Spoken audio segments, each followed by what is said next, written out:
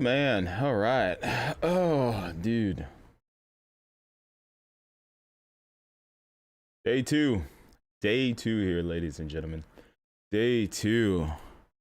Should be going live here shortly. The Geek the Week Netflix 2022. What the deuce? I almost bit my tongue right there.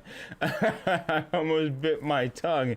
It's going live here. Tommy, he went to go feed his kids. Unfortunately, the Netflix thing is starting like right now.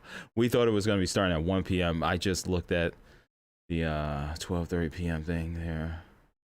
And yeah, it looks like it's starting right now. So give me 1 second, y'all.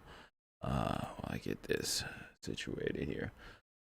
Get some music up in here. Why don't we get some music while we wait? Like, is it going live right now, or is it while we tripping right now? Hold on. Is it going live?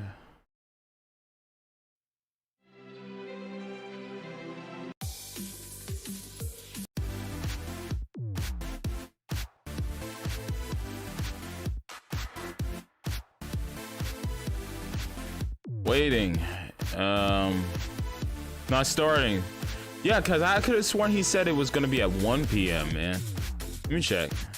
It's all good. We could just chill. So me and Tommy have been going through the motions right now. Yeah, it looks like it does start here. A little bit. But oh my god, we've been trying to set up Quarry the entire day, man. We've been trying to figure it out since like 8 a.m. It is now 12:31 p.m. and we figured it out about 30 minutes ago how to get co-op to work. We went through some hoops, man. Unfortunately, the Quarry has launched without the online multiplayer. I knew this because they had posted on Twitter, and also Wario64 also posted it too. But yeah, man, there's no multiplayer. There's no online multiplayer, but there is local multiplayer. I should preface by saying there is local multiplayer. I'm gonna turn this music down in my headphones. It's coming in hot. There we go. Yeah, so there's local multiplayer, and we was trying to figure out how to get it to work through Parsec because remote play is not a thing right now, and obviously online multiplayer is not a thing. So Parsec, I bought it. I bought the deluxe edition, right? And for some reason Tommy was not getting the audio. Like, he was getting the gameplay, but he was not getting the audio. And we tried different computers. I tried my desktop, I tried my laptop, he tried his other computers. We just could not get it to work. We tried multiple different settings to get it to work. It did not work. We came to the conclusion is that maybe there's like a handshake problem with the 2K application in Parsec, because it has to boot up through 2K, the application. So what we ended up doing, Tommy looked up and found another application called Moonlight, and pretty much got it to work. I mean, we man, we were so happy when we got it to work. Only thing is, for some reason the game puts me at second player. I guess because he has to stream to his device, and his device then becomes like the main host or whatever. I don't know what the thing, but we got to work. I'm gonna be playing player 2. It's gonna be playing player 1, and we're gonna stream that.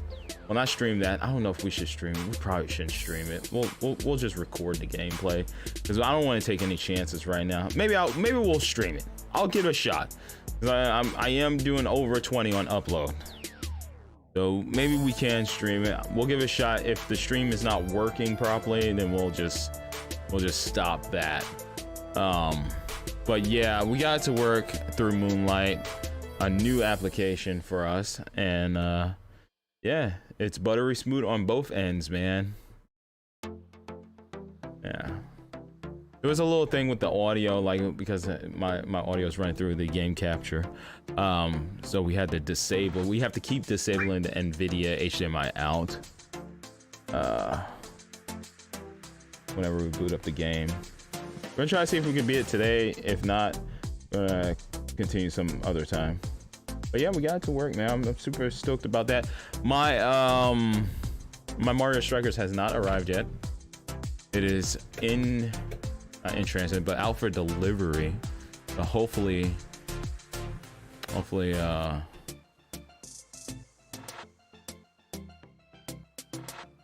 things will work out. Hey, how y'all doing today? What's up, Brick? Doing good, Descent? Yeah, I'm doing good, man. How you doing? How are you doing today? Let's see what's what with this Netflix thing, man.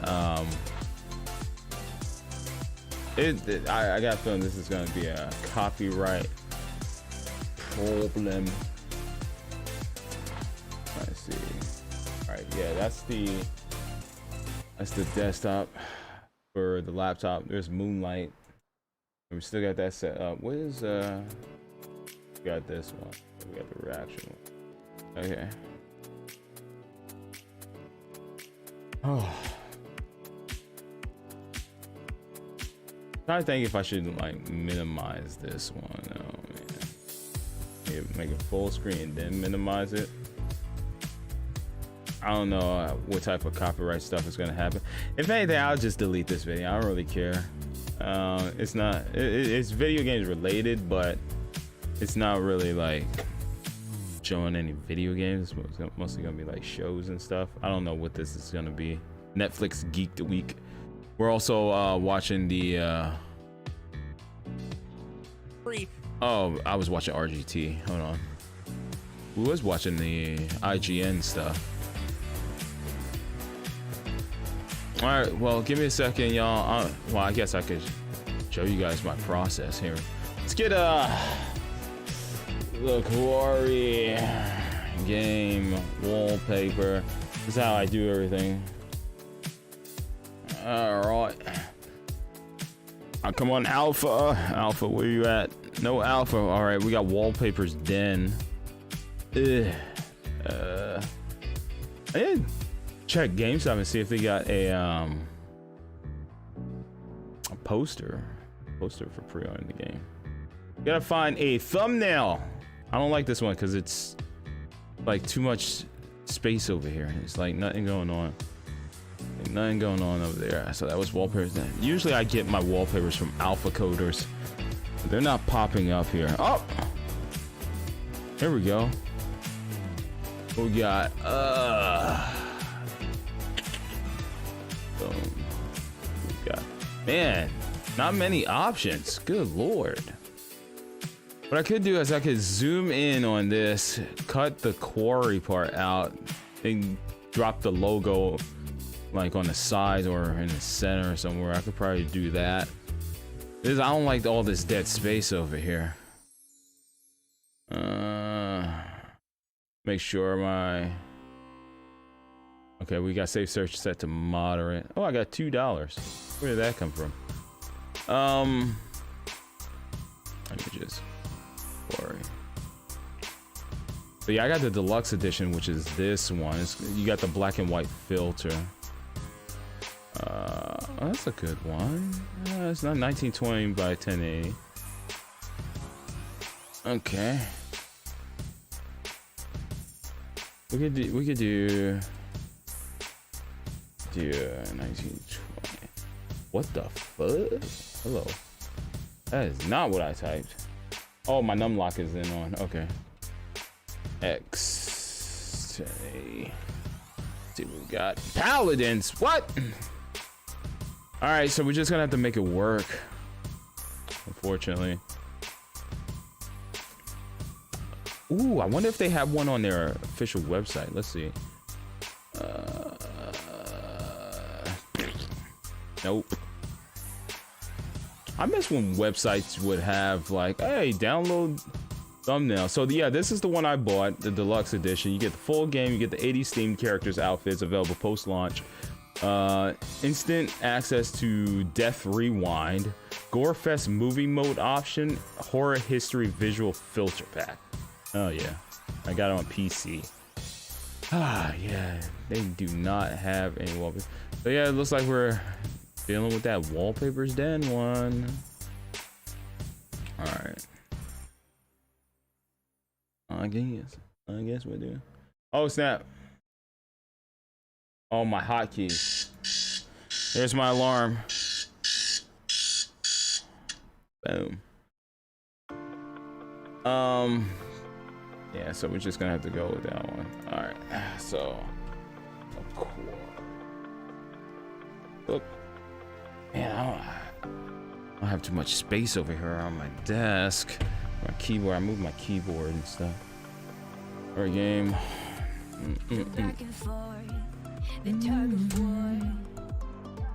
All right, we'll just get this one. Not that one, the other one. This one. Oh, because I have no other option.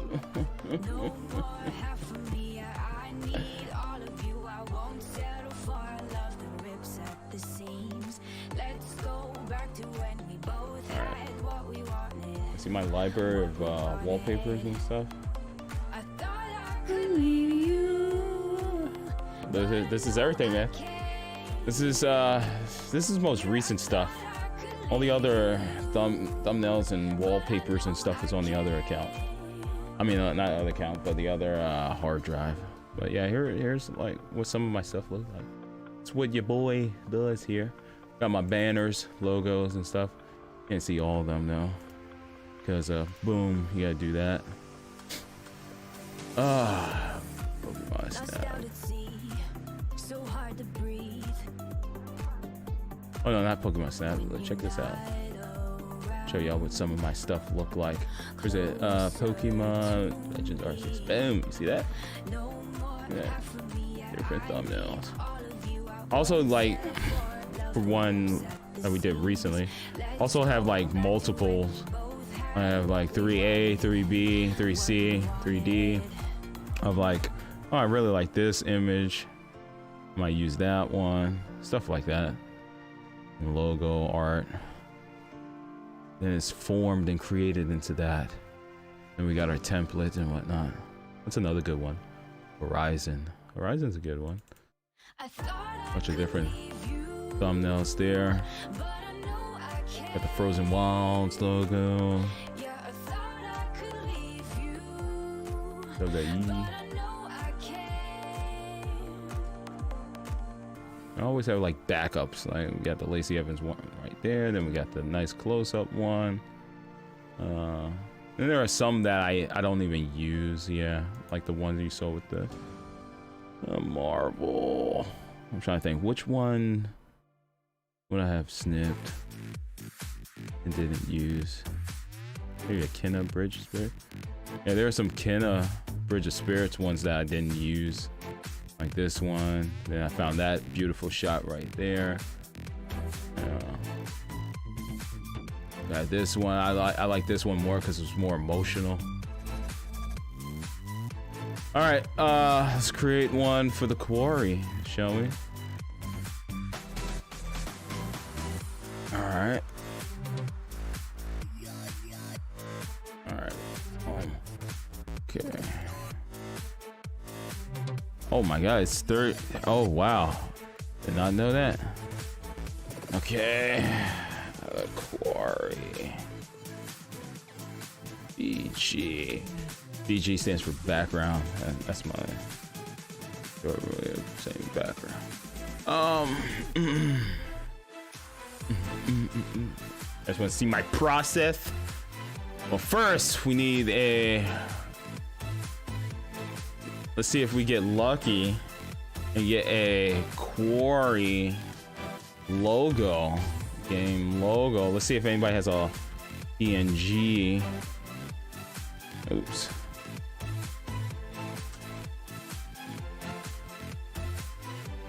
Dang it. Oh, wait. Okay. Let's see. I can't work with that. Cannot work with that. It's getting hot in here because I opened the back door so Lilo could walk outside. What happened to music? Music playing? I can't hear anything. Okay, yeah, music is playing. What if I say minus the game? Damn it. Okay. How about without the PNG? I'll take a JPEG. I don't want to have to do this myself. Damn it. Maybe I could get one from the elements in the website. See if I could get one through their website. Let's see if they have a big one. Okay. Alright. Gonna have to do some nerd stuff here. Wait a second. How about you guys look at the Netflix geek, then I'll go figure this out real quick.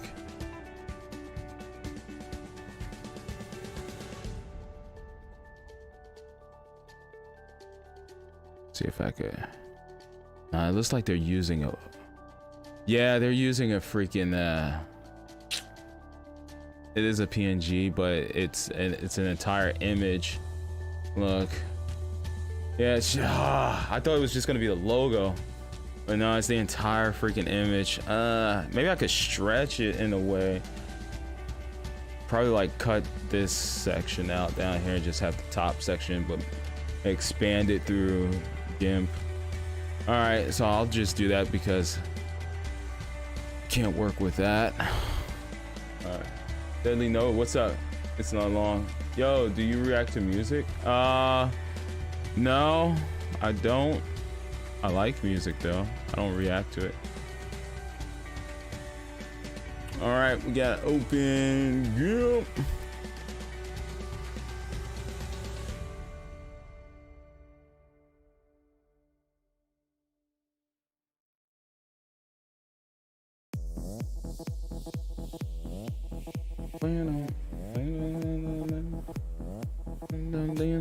All right, hold on. Let me do this.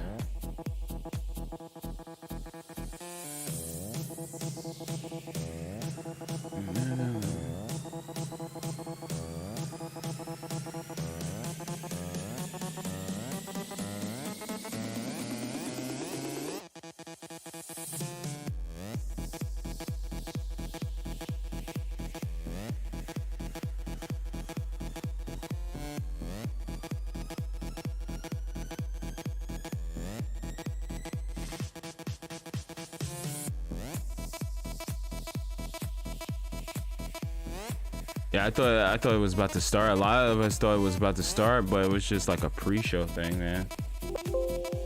Oh, crap. Damn it. Damn it. Boom. Okay, there we go. I can't use my hotkey. What is it? There we go. Control wheel. Okay. Remove this. Remove that. Remove that.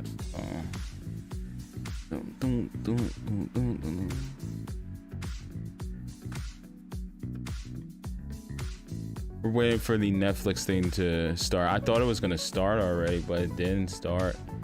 So now we're just creating the thumbnail for Quarry for the time being.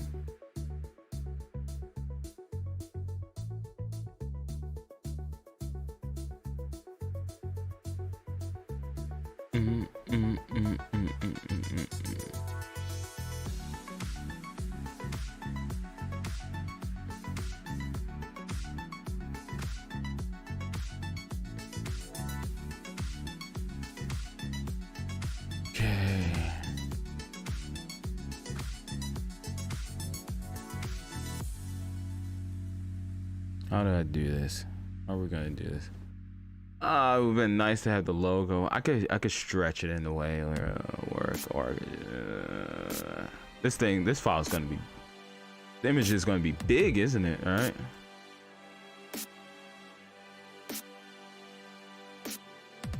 Hold on.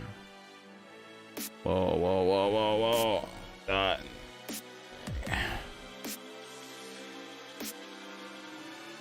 See if this works.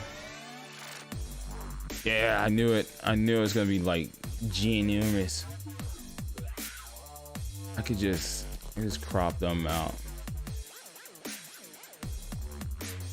We could do that. We could do that.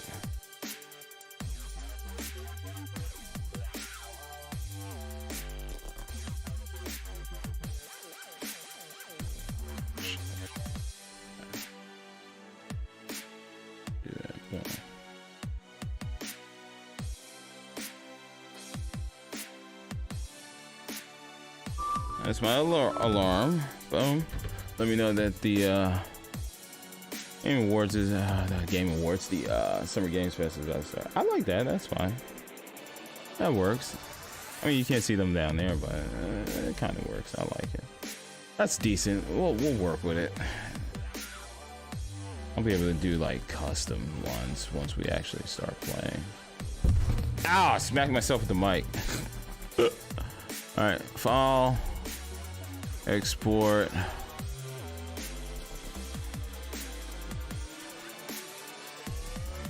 Where is it? Oh, is it under the? Yeah, it's under the. Okay.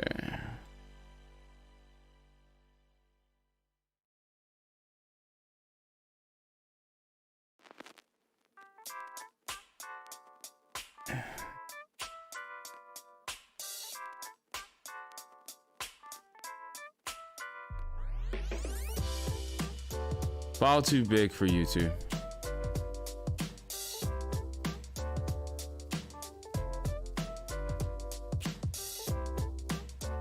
There we go. Perfect. There we go. There we go. That's it. It's as simple as that to create a background image. That's it. That's all I usually do. That's all I usually do. The raw gameplay ones get a little bit more complex because then I have to do weird stuff like this. Hold on, let me see if I can I bring up one. Hold on, let me see. What's a good one? Let me see if I can find one.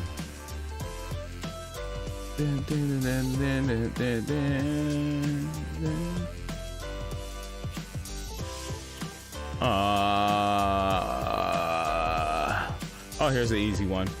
All right, yeah, let's do this one. Damn it, I keep forgetting I got it mapped to my button. All right, so I gotta use the wheel. So this one, fairly easy. We'll use this image, boom. All right, you see me right there. So if it's an image I could stretch out a little bit, I usually do this. Usually stretch it out a little bit like that. And let's get rid of that streamer mode. Boom, like that. Well, I sometimes like my images to be a little bit centered, like that. And then we just do something like this. Boom, and then we do a little bit of this, a little bit of touch up here. We gotta remove me from the element, from the image. Just slowly remove me out of here.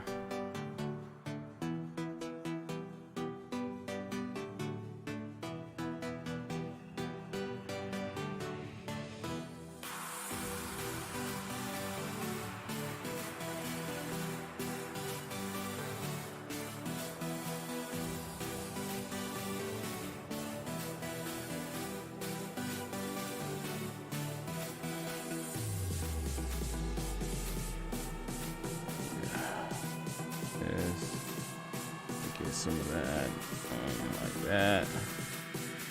Minimize it a little bit.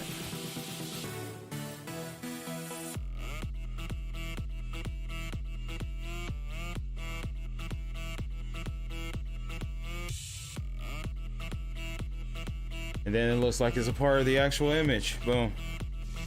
We expanded the color a little bit, and then we do this. And then we do a little bit of this, like that, and switch to this tool right here, and then boom.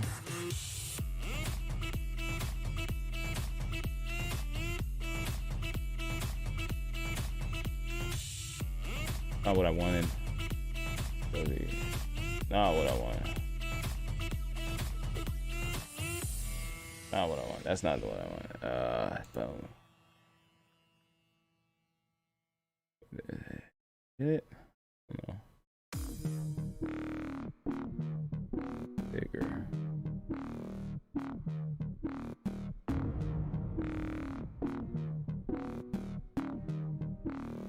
No, it doesn't look like it's getting the color that I want. Oh god. Maybe if I switch to this. Let me see. Okay, there we go.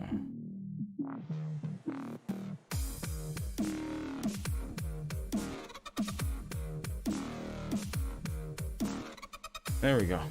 There we go. I'm completely removed that. Like a quick and easy way to do it because I have to do timestamps and stuff on my videos too now. So, like I'm not even there anymore. That's how I do my thumbnails. That's how I do the raw gameplay. That's how I crop myself out of the images. Score changes because we don't need that anymore. That's how I create my live stream. Very simple. I like it to be quick and easy and fast and bada bing bada boom. All right, we got 4 minutes until it goes live. You want to save changes? Nah. Scar changes. There we go. Is it live yet? Nope, it's not live. That's it, ladies and gentlemen. That is it. That's how I do things. A little bit of my world you get to see when it comes to me recording and doing live streams and stuff like that. Now timestamps could be a bitch sometimes. Like for instance, let's see, let's go. Like I had to do 8 hours for Marvel's Guardians of the Galaxy, but I got so good at doing the timestamps that it really doesn't take me long to do it. This is the raw gameplay file, and I just copy and paste from the live stream version, and I'll just subtract a certain amount of minutes. That's how we sync this stuff up.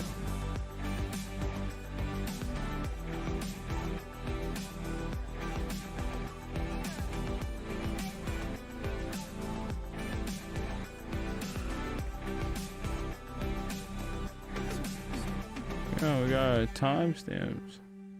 Yeah. Oh, where? Let's do this. Time to save Nikki.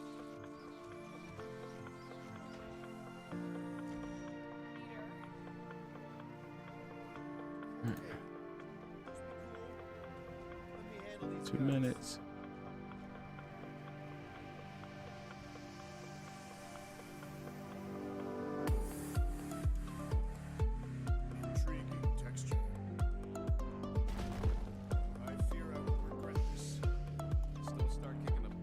Yeah, this probably took like 20 minutes to do for like the live one. This is the raw gameplay. That takes no time, but live one takes like 20 minutes. Usually. What the hell? What are we doing here?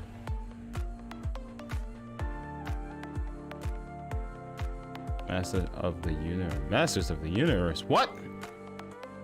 What? Masters of the Universe. There's a new arcane inside look and profile icons. Oh, speaking of icons, like I saw that Mario Strikers on Switch is like through the Nintendo. Is it Nintendo Club, Nintendo Switch Club or whatever? They're doing like new Mario Strikers avatars every week for the rest of the month, I believe. I think Wario64 posted it. Let me see if I can find it real quick before this pops up. See, I did like his tweet. See if I can find it.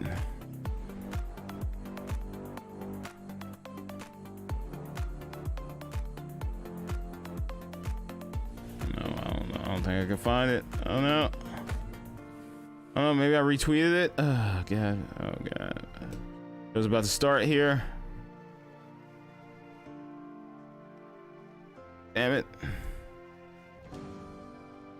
Oh damn it. Oh damn it. Oh, maybe I retweeted it. 20 seconds. Ah, shoot. Where is it? Damn it. Yeah, but like the Nintendo club thing is doing something. Here we go. Let's get ready.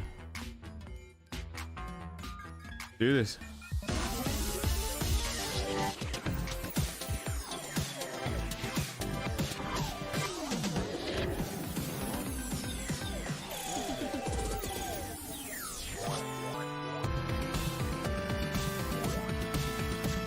All right.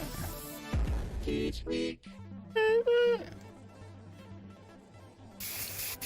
What's up, everybody? I'm Mari Takahashi. And I'm Geoff Keighley. Welcome to Netflix Geeked Week. Yes. The sequel, right? The sequel. Our second year doing this. Geeked Week 2022, baby. It's great to be back here with you, Geoff. I know, it was just a year ago. I feel like we were at Summer Game Fest with our good buddy Rahul, just talking about that's right. Netflix gaming shows. This year, though, we've also got Netflix games, and I'm thrilled to have Netflix as part of the Summer Game Fest this year. So shout out to everyone watching on the Game Awards channel right now. And also to everyone co-streaming on Twitch. That's right. It's not just about me. It's about everyone in the community who's here for the big breaking news. That's right. All week long, Netflix has been dropping trailers and big news about series and movies. But today, it is all about the thing that we love. It's all about games, baby. That's right, Marian. You know, last year when we were here, it was just shows based on games. But today, we'll also be announcing some games based on shows. You guys with us? Plus, some well-loved mobile games are coming to Netflix, and some brand new games from developers like Devolver Digital. It's so awesome to see Netflix in the gaming business, so shows, games, everything you want about Netflix and games right here today. Which is a lot to unpack. This is the very first time we get to cover Netflix games and this incredible lineup. There's so much, Geoff. So are we gonna start with a game or a show? That's a good question. We're announcing a brand new series based on a massively popular video game, which doesn't give you a lot, but I'm sure you'll tell us what we're talking about. I know, it could just be about anything, but it is a world exclusive trailer. You know I love those. World premiere. What we got? Arcane. Wait, what?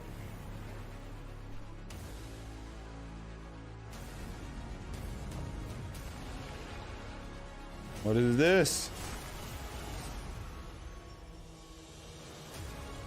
A Netflix animated series. New heroes rise. A new saga begins.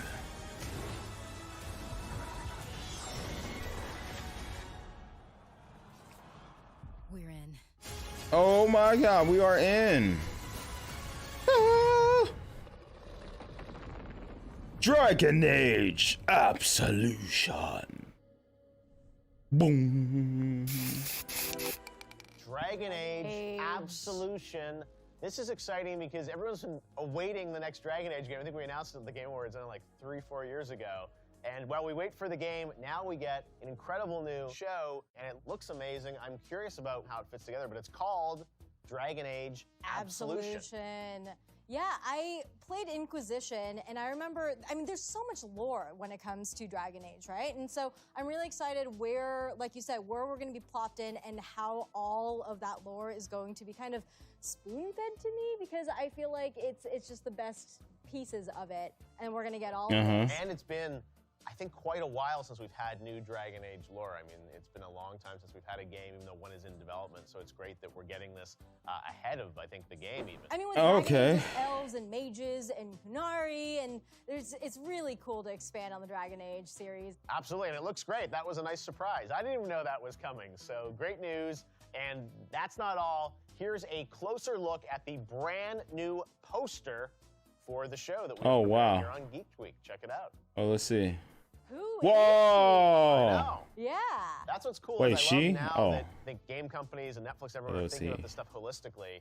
and kind of introducing like lore and characters. Sometimes Shouldn't have assumed that gender. Hopefully it Gender. somehow ties in, but yeah, I have no idea who that. Hopefully it's a new character that maybe we'll get to meet in the game, but first in the series. I want to know what class she is. She looks like she might be an elf, but who knows? What's her name? Yeah, what's her name? What's her backstory? These are all the things we're probably not going to get answers to today, but I am very excited to learn more. And I gotta say, the series looks incredible. Yeah, I love the animation style too. Everyone, don't miss the Very rich lore Avatar, and world building of Dragon Last Age Airbender, Absolution. Legend of Right, we're Korra gonna keep style. our eyes on that. That was a nice surprise, a big way to kick off Geeked Week Gaming. And if you want to rewatch that gorgeous trailer, we just put it up on Twitter at Netflix Geeked. This next series is sure to be a, are you ready? Yep. Hit! Oh, Yes. we're talking about Tekken Bloodline. Oh yeah, they're okay. Yeah, hell yeah. Okay. Hey, Hachi Mishima. Okay. Full screen. Full screen. Ooh, I love that it ends with King. So cool. Tekken, I gotta say, when I was a kid growing up in Canada, I loved More. Tekken in the arcades and then on PlayStation. This is such a classic fighting franchise. It's been a few years since we've had a new Tekken, but now this iconic fighting game franchise is now in anime, coming to Netflix, and it is sure to please old and new fans alike. Yeah, I mean, again, the animation style is so interesting. Today, we have a special treat for Tekken fans, a message from creator Katsuhiro Hirada. I'm so excited to see it. Let's roll it. 力こそ全てだ。皆さんこんにちは。バンダイナムコで、鉄拳プロジェクト、もう27年ぐらい、ずっとチーフプロデューサー、チームリーダーやっております、原田です。よろしくお願いします。これからですね、鉄拳ブラッドラインの初公開クリップをこのギークドウィークで皆さんに初めて公開したいなと思っているんですけども、原作でも実はもう言葉だけで全く描いていなかった風間仁のお母さんと、息子とのこう屋久島でのどんな生活をしているか、どんな会話をしているかっていうシーンが、垣間見えるんですけど、そこはもう本当に一番のお気に入りです。そうですね、風間仁がもし実在していたらということですけど、もう本当に僕から風間仁には一言、いつもひどい目に遭わせててごめんなさいっていう感じですね。はい、鉄拳シリーズも結構長く続いてるんですけど、実はですね、ビデオゲーム界、このビデオゲームという世界が始まって以来、最も長く続くストーリーというギネス記録を鉄拳は持ってます。そんな壮大なストーリーの鉄拳なんですけども、それが今回初めて、こういうシリーズのアニメ化されるというところで、Pac-Man background? Is he at? Yeah, well, it makes sense. こういう Namco. ことだったんだっていうふうにいろんな発見があるものになってると思いますので、 Ooh, はい、 look at that 皆さん、 tooth. ネットフリックスの、鉄拳ブラッドライン、皆さん楽しみにしててください。鉄拳プロジェクトの原田でした。That was so cool, Harada. I'll watch it. That's Mr. I'll watch it. Tekken. So to have him, Yeah. and that's what I love about all this stuff that Netflix does is. Oh my God! Whoever directly said involved, as you can anime see, sucks, building ban the that show, person. partnering with Netflix. Ban that person in Geoff Keighley's chat. Story, which Yes. again I wouldn't have guessed a Tekken anime would be on the Ban him. menu, but it looks incredible. I mean, like you said, it's for the fans from the source itself, which makes it so much better. Cool fighting, of course. I think that's all going to be implemented, but it sounds like there's going to be so much more depth to the story. We're going to really get to see Jin and his mother, Jun's sort of relationship and what all of that means for the entire series itself. Very excited. I was going to say, and I'm sure there's going to be some incredible action as we would expect, and it is so cool to see Harada-san. Good to see you, my friend. Hope he's also working on another Tekken game, but he is an icon in the fighting game community and a badass in his own right, a legendary personality, and of course, legendary sunglasses, legendary outfits. Harada always shows up with style. Yeah, where can we get the Harada glasses, huh? I was going to say, we should end the show in our Harada glasses. We should. Be sure to head over to Twitter for more Tekken news at Netflix Geeked to stay on top of it. And for all things anime, you know what to do. Smash that follow button on Twitter for Netflix Anime. Oh, So Jeff. if you didn't know, over the Oh, last Jeff. year, Netflix Netflix has started including a bunch of great mobile games as part of your membership. That's right. This is a brand new thing Netflix introduced late last year, and there are no ads, no microtransactions, and a huge variety of games that are constantly being updated for everyone who's a Netflix subscriber, no additional cost. Here's a taste of the games you can find right now.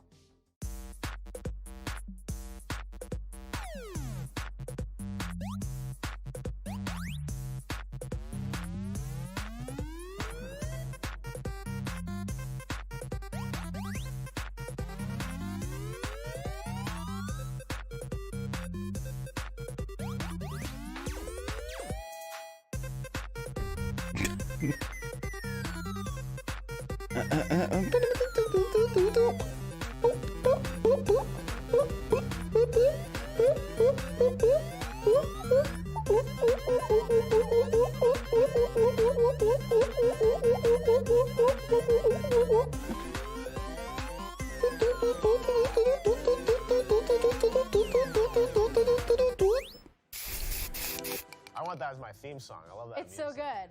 It is pretty good. It's so diverse, and I feel like my Netflix homepage in general looks that diverse too with the stuff that I watch, and Yeah. to see that reflected in the games, that's really cool. To start, we have a few based off of some of the most popular Netflix series. No This way. one is coming to you straight from the fold. What? The Fold? Others like us, and there never will be.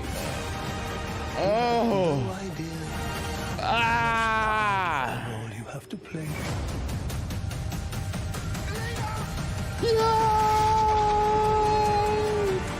Yeah. Shadow burn. Oh, There we go. That's right, Shadow and Bone is getting a game, y'all. Lilo, Shadow play of the dead. Enemies is a narrative RPG with roguelike elements based on the beloved show based on Lee Bardugo's books. In this game, Come you to play as your Papa. favorite characters and journey across the world of the Grishaverse in a narrative adventure Good dog. to fulfill your destinies. Ooh, chills. Along the way, you'll need to make decisions that Who's will determine my the course of your precious? journey. It's Who's created by adorable? Entertainment.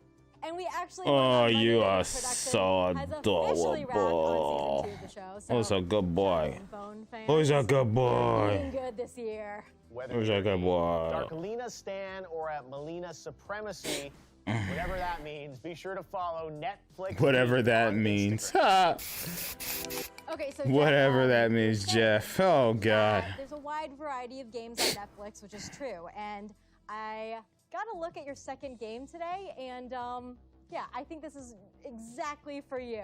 They finally made a game for your personal favorite Netflix show. His face, man. Oh, my God. Coming from His developer face is Nano, priceless, based off the man. hit, that's right, hit Netflix reality show.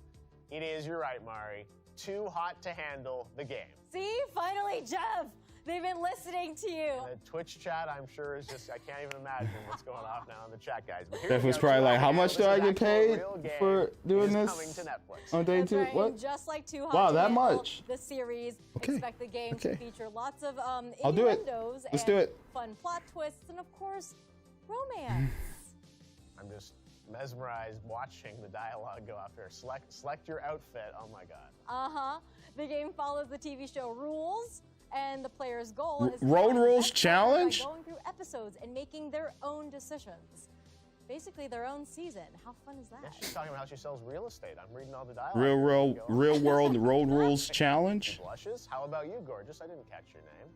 Maybe we should just read the B-roll of Too Hot to Handle for the rest of the show.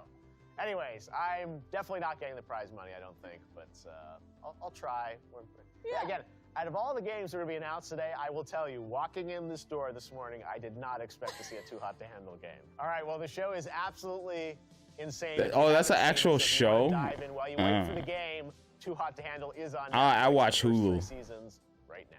Okay, Jeff, I don't know about Can we you. recover from that, Mari? Yeah, The only thing I watch on don't think Netflix there's now is ever recovering Ozark. from that. Trying to catch Season up. 4. Season 4. Anything Get can this happen. guy on the show. Say, all right. Well, so now we gotta. where do we go from there, right? We're pivoting. We are pivoting straight to some badass action. Okay. I don't know about you, but my Netflix list is this conglomeration of the Too Hot to Handles, you know, the reality TV shows, and then also like epic, awesome, badass stories. So, yeah, of course we're going to be talking about that next. Okay, well, we've got some epic stories and even more epic games like our next one, La Casa de Papel.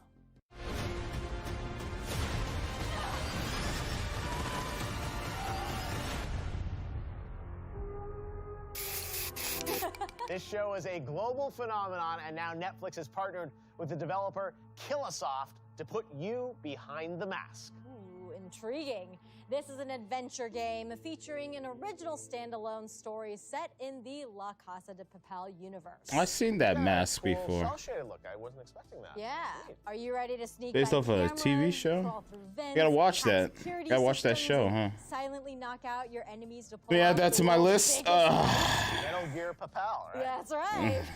This is a huge La international phenomenon. Casa And it's so cool. Again, it's just like de this is a real Papel. adaptation, and I think it's a very stylized. How many episodes are there? Right? I was like joking and like. Good lord, it's 5 seasons? Action-oriented. I know what I'm binge watching after Ozark. So it looks like they've got safe cracking and everything. That's right. Add Safe to cracking, lock-picking watch mini-games, list. shooting sequences, and of course, the heist going awry. Anything can happen. That's right. I don't know how they do it. Well, if there's one thing I got watching this is I got a new show to binge watch. Yeah, you gotta have the vent system. Vent La crawl. Casa de There's Papel. all of this and much, much more in the game based Money on La heist. Casa de Ooh.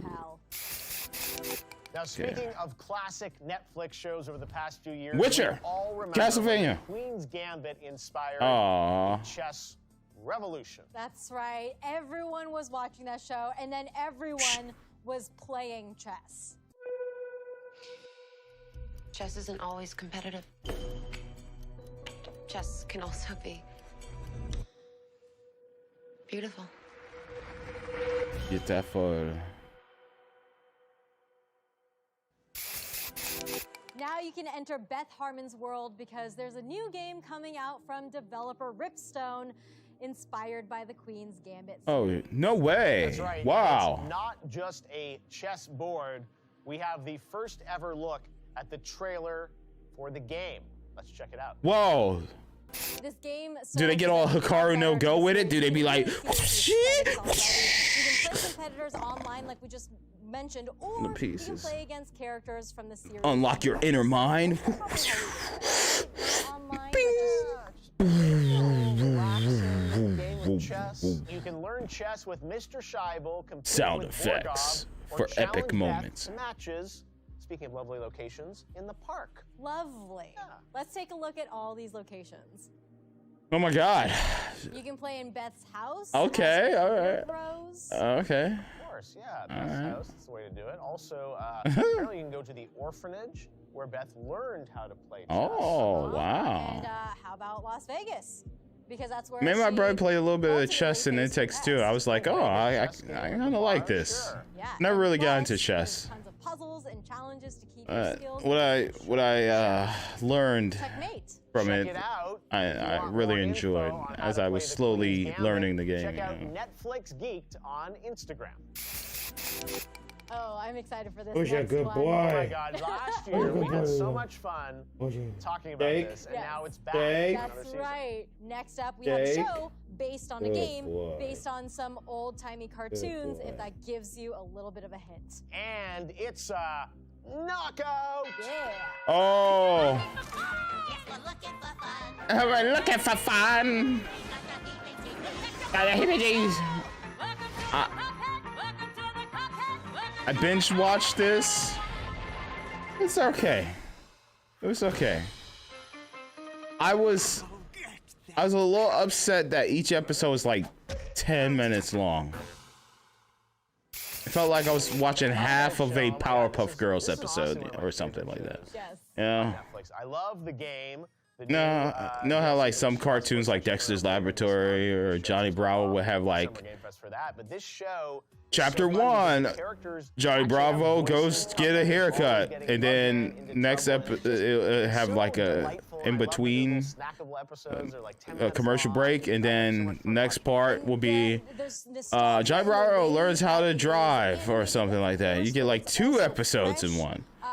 Gosh, it is so And good. Cuphead, it was just like one episode. Oh, Oh, yeah. 10 minutes long. I was like, ooh. So much more to the Cuphead Like lore. half of a normal cartoon, right? It's gonna mean that much more to you now because we've watched these episodes. That's how cartoons used to be. It'd be like 10 minutes of like one storyline and then another 10 minutes of another storyline. And that'd be like half an hour, you know? True, but the same amount of screaming as me playing the game. I mean, Screams of joy, though. Screams of laughter, joy right? and laughter, yeah. It's, Now, if you guys love the Cuphead show like me and like Mari, well, get ready to double down. Oh. Check this out. Oh my God. Yup. Yup. The Crow. The Slammer. The Stony Lonesome. The Convict Condo. The old Hooba Dooba. What was my favorite episode of these? Now let's scram and catch that. The one where it was the graveyard. I kind of like that one. Oh, you handsome devil. Bite your tongue or be sword. The graveyard episode was pretty good. You can bite it or I can bite it, but either way, it's gonna get bit. Let me introduce you to some Miss Chalice doesn't show up till around the end. Here goes nothing. Gee, whatsy? Damn. Spill the beans. We're just a couple of dum-dums. I like the episode with the killer baby. The baby that's psycho. Well, neat. I like that episode. Anna Royal. What incarnation? Dynamite. Beat it. Jesus, boys, it's the Oh, I also like the episode where the grandpa was like, "Oh, they're trying to murder me. They're trying to take me out." I like that episode. That was good. That was a good episode. And he got all military on their asses and set up booby traps. That's an announcement of the Cuphead show, and I love that Miss Chalice was in that clip because she's the new playable character in the DLC that's coming out. and we were left off with season 1 being Blow like, my what else mind, happens with man. her? Yes. What's gonna happen? Oh my goodness. What's There's gonna some happen? different characters in there as well. No way. Yeah. The voice Yeah. Yeah. You play the game and you don't really think about what they would sound like in real life, and then last year we first met the characters and we heard their voice, I'm like, it's just so perfect. It's exactly how you want them to sound. They have so much fun with each other, and yeah, the fact that we got the first season earlier this year and now the next batch of episodes coming in August, yeah, I'm so excited about this. Should be able to run through in like This is exactly what I possibly want 2 more of hours. adding lore to these gaming worlds, and Cuphead itself is such an amazing series. So yeah, Yep. very exciting. And if you're anything like us and you're craving some more throwback animation, old-timey music, truly just demented adventures, the Cuphead show is streaming right now on Netflix with more episodes on the way. This Ah, my toesies. So perfect Ah, is what I want. ah, my toesies. Completely original Ah, games, ah, that old school feel. ah. yeah, that 8-bit vibe. Ah. This is going to be coming to Netflix. And we got to announce it. Let's put our And feet A little together. bit more about it. It is Oh, a don't lick journey my of feet. What's wrong with you, dog? Hidden dungeons, mythical temples. Hey, what's wrong with you? Don't be mysteries of licking the my past. feet. That You all kind of freaking leak. qualifies any game to be on my list or something I want to play. This story is inspired by a Japanese folktale called The Tale of the Bamboo Cutter. Over 1,000 years later, it's a game which is so awesome. My dad used to talk to me about this story. It was like Really? a The bedtime bamboo cutter? story. Yeah. I'm assuming it's the princess who is part of the moon. Like she's one of the moon people who came to Earth, and she was found in a bamboo by the bamboo cutter. Wow. This is all, I'm piecing it together now. It's a beautiful story. You're like It's an really expert gorgeous. on the bamboo cutter story. Well, I don't know. I'm an expert only if my dad said the story right, and if I was listening correctly as a kid. He wouldn't lead you astray. Yeah, I love though is this is something that's not like there's already an anime of this on Netflix and now they're making a game of it. Like this is a completely original experience, and it's a vertical platformer without a jump button. Keep that in mind. So you're swiping to move Luna as she plunges deeper and deeper through ancient temples and lost ruins, which is a genius way to adapt the usual console kind of side-scrolling gameplay. It's got a story mode, special challenge rooms, and an expansive world, but you have to stay focused to avoid traps, dodge enemies, and collect pearls. That's what all those little white things are. Gotcha. An endless mode has players competing on leaderboards to collect the most pearls or see who makes it the furthest in each of the game's various levels. Lucky Luna, very excited to announce this, and it's coming this summer only on Netflix. Exclusive independent game from an acclaimed developer. As I said, I want to see more of this from Netflix, and I'm very excited that we got to announce this and that people get to play it this summer. Have you ever wished you could explore your dreams and memories? No. Never? Yeah, it's kind of Dark. terrifying. What about your nightmares? Yes. Yes. Desta, The Memories Between, is a turn-based strategy game that's a mix of Into the Breach, Hades, Inception, and Dodgeball. Those are four things I would not think necessarily fit together. Yeah, no, especially the last one. Yeah, Hades, Dodgeball, Inception. Yeah, Into what the are we Breach. talking about? Well, in this, you overcome broken relationships and a tragic family event all through the medium of a surreal and exciting ball game. Let's take a look.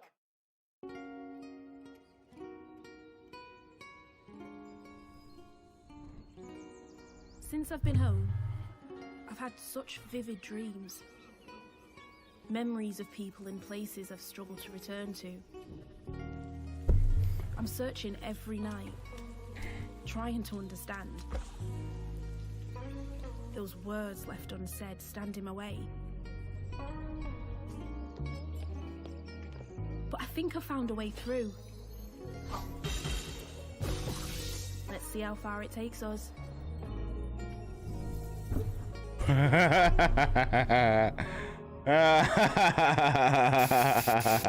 This comes from a exciting developer in London, Us Two. Dan Gray is one of the guys there. I know him well. I've visited that studio, and these guys have done a lot of really acclaimed independent games. And here's, again, a brand new game, which, as we heard in the description, is just like unlike anything else out there. Desta, The Memories Between. I'm a sucker for isometric Yes. viewpoints Yeah. in games, and just, like you said, really unexpected things that's mashed together. And you said isometric. These guys did Monument Valley, which was such, classic, incredible that makes indie game. It had that cool, everyone remembers that game a couple years ago and the sequels. And now they've gone on to do a bunch of other really interesting, unique games. This is another one, which is, fully original story, made by an acclaimed indie developer and coming to Netflix. Desta, The Memories Between, has a roguelike structure, so the enemies and the abilities change from run to run, so it's kind of infinitely replayable in that way. Be sure to check out this game when it launches later this year. All right, I feel like indie game cred does not get any better than this one, Jeff. Oh, wow, you're setting up something pretty big here. Oh, yeah. All right, well, let's take a look at some games that are coming to Netflix from the one and only Devolver Digital. Devolver has an incredible eye for stylish, exciting games across all genres. They absolutely do. They always have fun, crazy, unexpected games, as you said. And now we have not one, not two, but 3 games coming to Netflix from Devolver. First up, it is Reigns, 3 Kingdoms. The original Reigns took off as a game that could be described as Tinder for monarchs. I love Sure, that. I'll go with that. You run your own kingdom, making New tough profile decisions picture? that have rewards and consequences, meeting other characters who can change your destiny with merely a swipe. I mean, isn't that New what you're doing profile with picture. Tinder? Hey, hey, new YouTube, yo, new YouTube profile picture, man. This is my. This is nice to see. That's great. In Terra Nil, That's great. Oh man, that's my new profile picture. All right. With flora, fauna, wind turbines, and wait for it, I love it. water pumps. Where's my? Water pumps. We love our water All right. pumps. This piece of land That's my new is a profile lush picture for paradise. We YouTube give you points. Well, that's and Twitter, all my social media. Yeah, it is. I mean, All right. once you've successfully saved the environment, Woo. thank you, you turn the remaining buildings into an airship to leave the beautiful wilds to nature. Oh my gosh. That- The pasta fajoule I feel like we're kind of Beautify? spoiling the game. is delicious. Well, I don't know. I mean, it's a lofty goal to want get to your attain. airship? Yeah. Yeah, And then file to transfer. unify it and then to be like, you know what?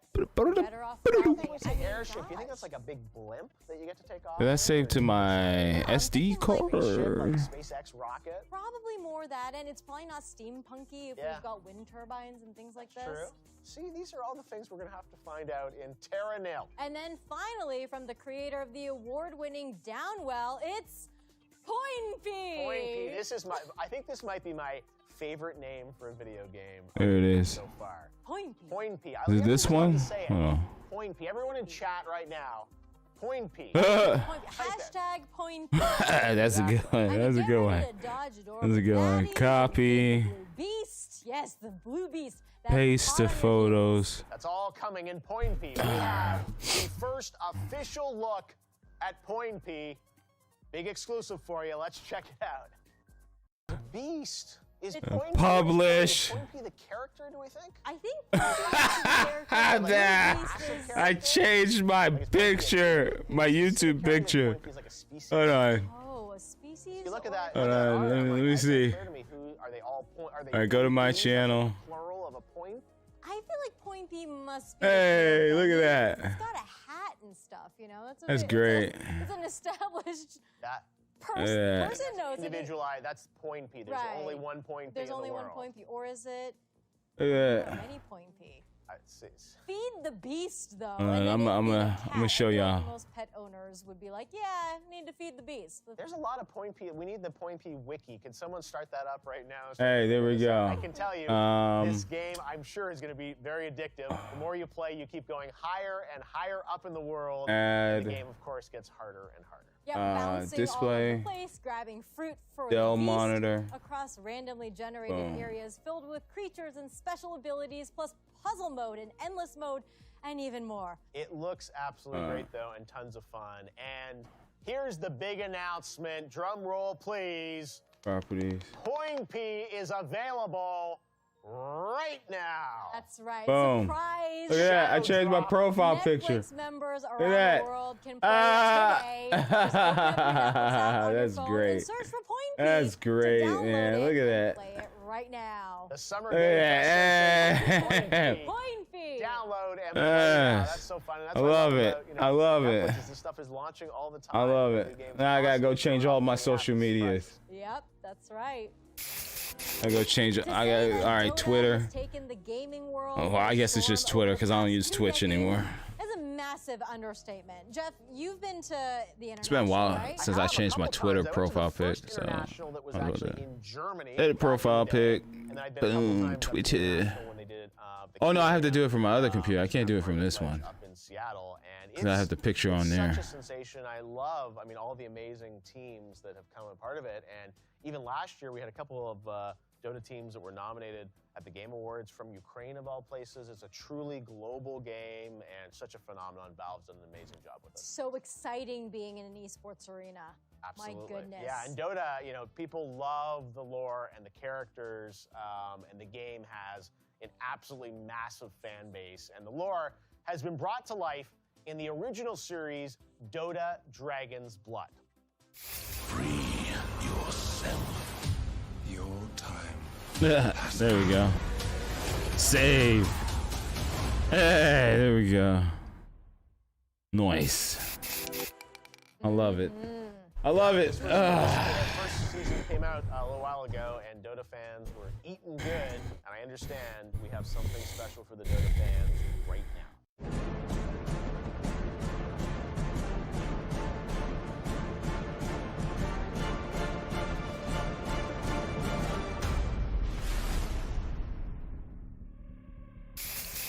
I believe I've been targeted. All right, she's I'm sure it's nothing personal. The arrow is headed right in my direction if I don't release all the details right now on Dota Dragon's Blood, which is set in a fantasy world of magic and mysticism. The story follows a dragon knight, Davion, who hunts and slays dragons to make the world a safer place. Is it a safer place if there are fewer dragons in the world? I don't know. I'm not not sure that's necessarily true, right? And not if you ask the dragons. Exactly. I say we need more dragons in this world. How is the community Based on of the Diablo Valve nowadays? Video game Dota 2 Season 3 of Dragon's Blood is coming to Netflix on August 11th. Oh, that's exciting. So August 11th. for Dota, we've got Really? lots of cool stuff happening in August with That's the right, Cuphead Cuphead. show. But right now, we've got Point P. Have you guys finished your Point P download? I was going to say, it is as right now. Dang, Lilo, Now you for something farted? completely You passed different. gas? How about something as Jeez, boy. thematically Oh, my far God. from Dota as possible? Something completely, I don't know, adorable. Are we announcing Point P2 right now? Point B2 happening right now, downloadable. Yes. Here's a palate cleanser, guys. Roll it.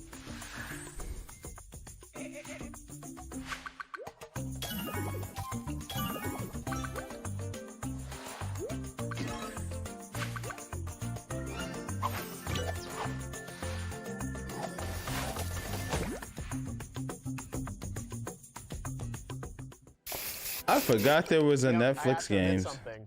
When I saw this in the script, after we'd done Too Hot to Handle, I'm like, Wild Things, is this a Charlie Sheen movie becoming a game? Amazing. And I'm like, Oh you said my completely different. I'm like, how goodness. risque are we getting? I'm like, no, we're going to Wild Things Animal Adventures. All right. Still, Yeah, I'm how excited wild for are we these types of getting? Games where it looks like it's an Animal mystery, Adventures. that you Oh, can man. Area. I love these kinds of things. Look how cute that elephant is. Yep. Now, what's cuter, Point P or the elephant? Oh man. Poll in the chat, guys. Come on. Point No, the Wild point Things are in P. trouble and they Point P need your help, guys. is In much Wild Things, you help more these cute adorable. beasts restore their wildlands by playing games and re-beautifying and restoring their environment to health. And who wouldn't want to help out these adorable little creatures?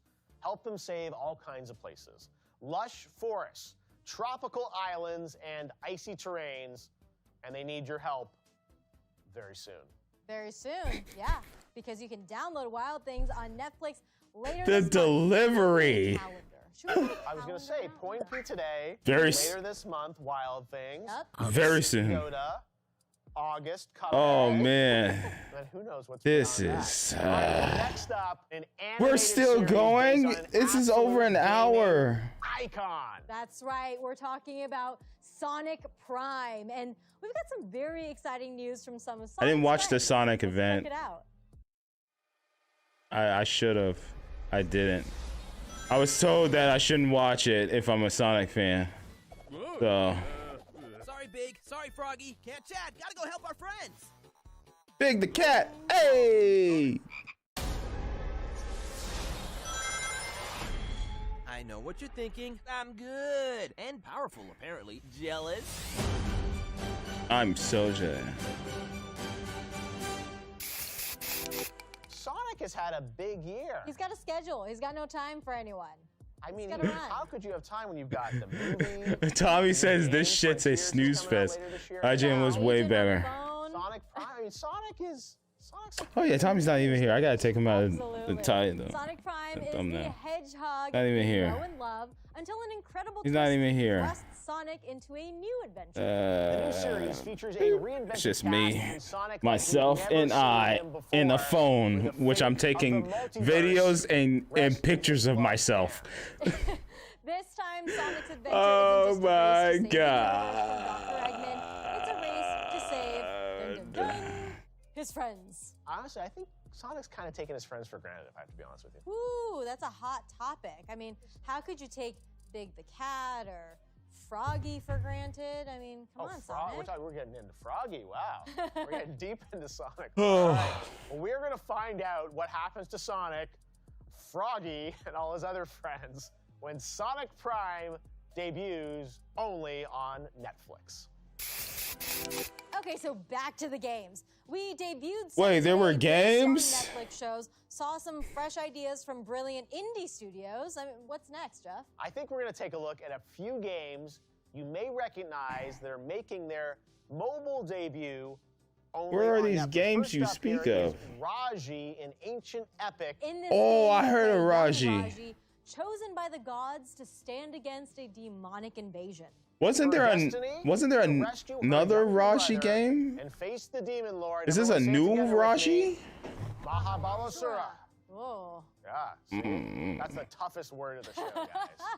Missed It's it. going to be a blast to play. Coming from Notting Head Games later this year. Mark that calendar. Now let's take a look at another celebrated indie coming soon to Netflix. This is Spiritfarer. And great game. Great freaking game. That was You so want to get in much your fun. feels, man? Play that It started game, with man. like, oh, okay, cool. It's crafting. And there's mining. Yeah. There's building. Oh, and man. oh, okay, it's like got some 2D scroller type of elements to it, and then it's like learn to say goodbye. Yeah, you gotta say goodbye to this different spirits that Which came out a couple years are ago on your ship. Yeah. Oh man, down to the very last one. Is up in Canada. Oh. And it's a beautiful game, as you said. Like, there's lots Yes. to unpack. There's a lot deeper than you think. So good. Spiritfarer is the coziest, sweetest game about, yes, dying. Now available for the first Yeah. time on mobile. I never thought I'd ever say that. That's a really good way to describe it. My gosh. You play as Stella, fairy master to the deceased, a Spiritfarer. Build a boat to explore the world, then befriend and care for spirits before finally releasing them Yep. into the afterlife. Yeah, there's so much going Yeah. on, as you said, in this game. You can spend relaxing quality time with your spirit passengers, create lasting memories, and ultimately learn, as the trailer said, how to say goodbye. That's so deep. Yeah. Oh my gosh. It's a beautiful game, very thought-provoking, and has never been on mobile before. That I might pick it up Such a again on mobile. creative concept for a game. So no wonder it's been so popular. I I'm thi- gonna stop sleeping on it, and I'm gonna I think play it's it. still on Okay, Game well, Pass. if I'm you're not sure. Looking forward to Spiritfarer, like Mari, let us know over on Twitter at Netflix Geek. That's a good game, man. It is so exciting to see all of these legit mobile games. I mean, how crazy to go from mailing DVDs to getting. Hey, video games on the mobile Streets of device. Rage What a 4 came world out Netflix a is couple of at. months ago. I think. What's next? Yeah. What is next? Well, now we're going to head on over to Wallachia for a very special Geeked Week announcement. Don't listen to her, Richter. I have no choice. There's always a choice. I'm sorry, Richter. He knows Is it Fire Emblem?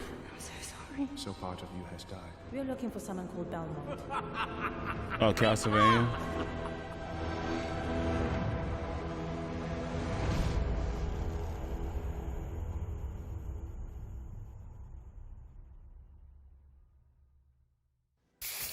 Castlevania's back. Did I hear Richter? Yeah, I think you did. I mean, I feel like Castlevania really was the OG Netflix gaming show, if you guys remember It when that set the started. bar. Exactly. An And incredible. so high. Exactly. An incredible franchise we all know and love from our childhood, done so well on Netflix. And now Castlevania Nocturne is the new Castlevania series from showrunner Kevin Coldy.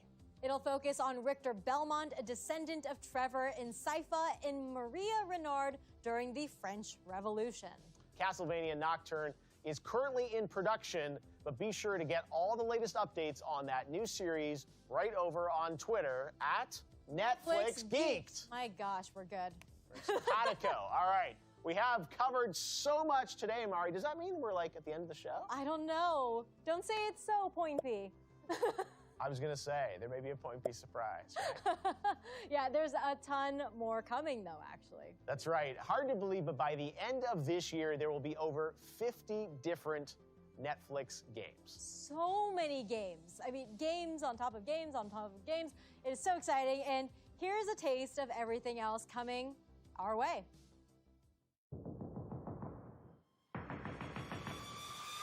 Cyberpunk. Oh. Did they talk about the Cyberpunk anime? I guess when there was a Cyberpunk anime, right? Did they show that? Ah, man, I must have missed it.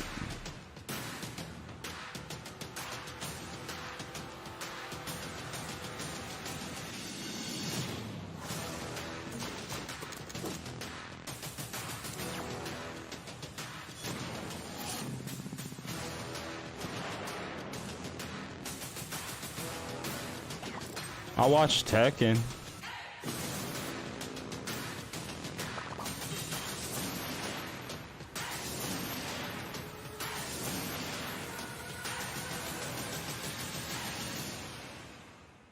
Oh, that Wow, it's La amazing in a Casa year de how Papel. far Netflix, even half Watch of it, really, how that. far Netflix has come. And I was excited to see a lot of those indie announcements today. Clearly, games are going to be a big part of Netflix moving forward, and also gaming series. So we had a jam-packed day. I can't imagine what Geek Week 23 is going to look like if we're on this kind of clip. No, it was a lot today. It was, and so much to look forward to as well. It was. And while you're waiting for all of the new ones to drop, there are tons of free games for you to download right now, such as Point P. See, guys, we're driving record number of Point P downloads. All right. Well, I'm going to do that right now because that, folks, is our show, and that's Geek Week almost. There's still a little Almost, more, right? yeah, that's right. Don't go anywhere because even though the debuts are done, we're finishing Geek Week with a bang, of course. Up next, the cast and creators of the Cuphead show are doing a table read of a brand new episode which hasn't even hit Netflix yet, another Geek Week exclusive. We're going to be watching that for sure. And then we have the star of Resident Evil live at the Twitch Gaming Gathering, so don't miss that. Well, that's really fun down at Summer Game Fest. And to top it all off, back here at noon Pacific, join us for a live episode of the Geeked podcast. That's right. Hosts Princess Weeks and Tessa Netting, hi Tessa, will chop up the biggest news of the week and everything you might have missed. I sure hope Point P's the big headline of that show. It better be, otherwise we'll have something to say. Absolutely. All right, so don't go anywhere, but we're going somewhere to download Point P. That's right. All right, we'll see you guys next year, Geek Week. See ya. That was hilarious. It is Oh my god. Oh god, what is the like and dislike ratio at? I figured as much. Anyways, looks like they're about to get started with the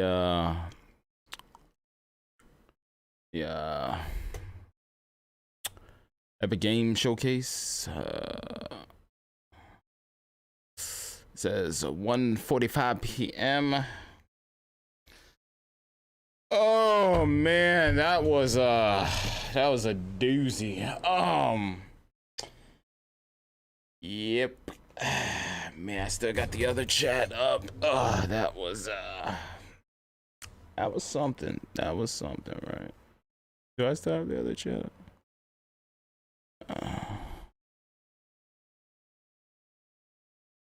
I do not fudge with that stiff shit. Scarlet shit.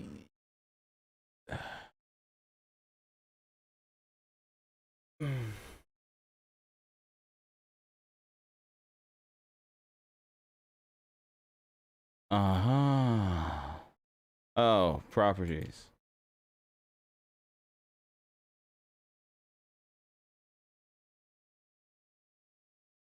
Man, yo, oh god, okay. I'm gonna sit back and relax for a little bit while we get ready for Epic Game Store. Update the title. Day 2, Netflix. Epic Game and Tribecca.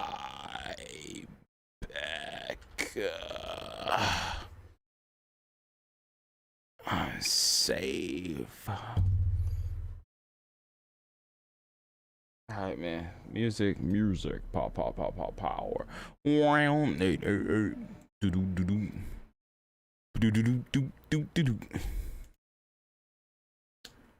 Enjoy some music. I'll be back.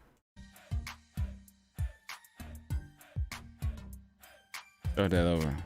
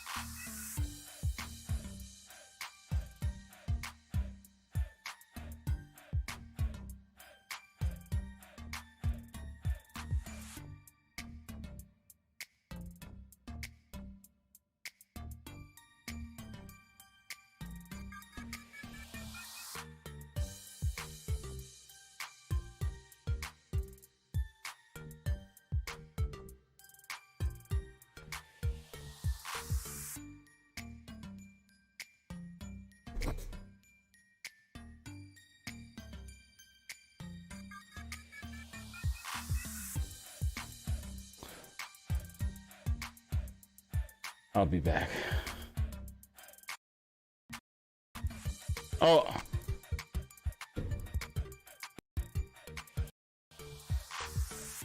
I forgot my shortcut key does that.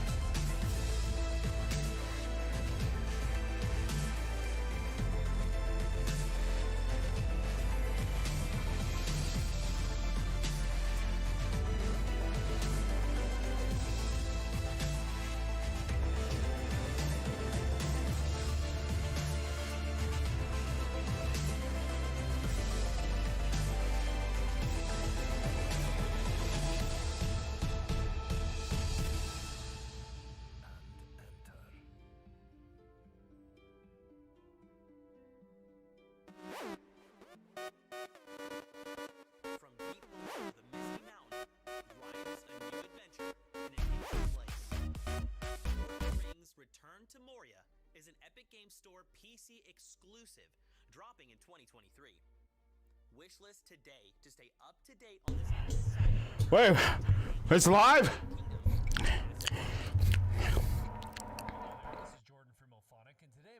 Why's your audio so low?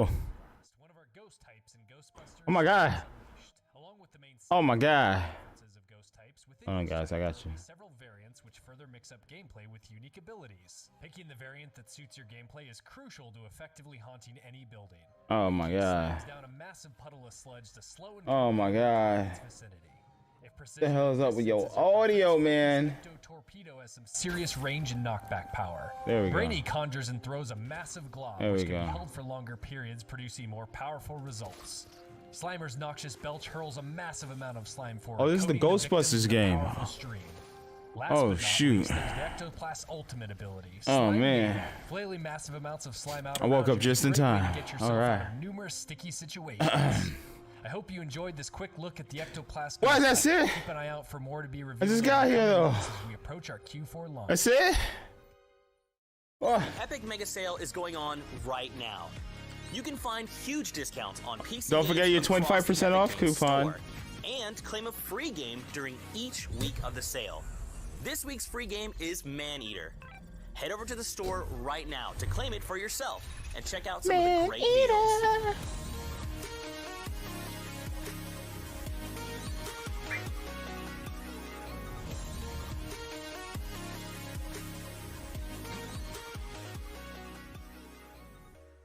We interrupt this broadcast to bring you a special announcement. Hell was that? The PC Building Simulator 2 Hell was open that? beta is now live. Who making noises? My order was delivered. Ah, Mario Strikers. Ah.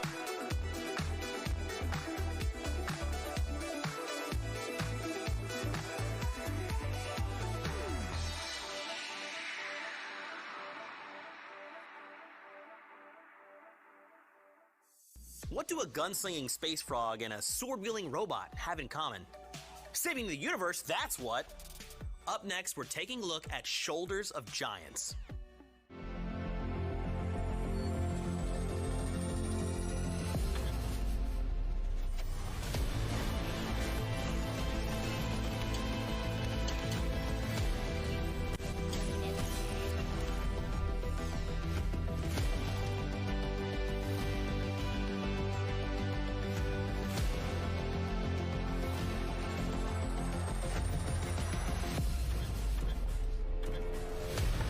It arrived.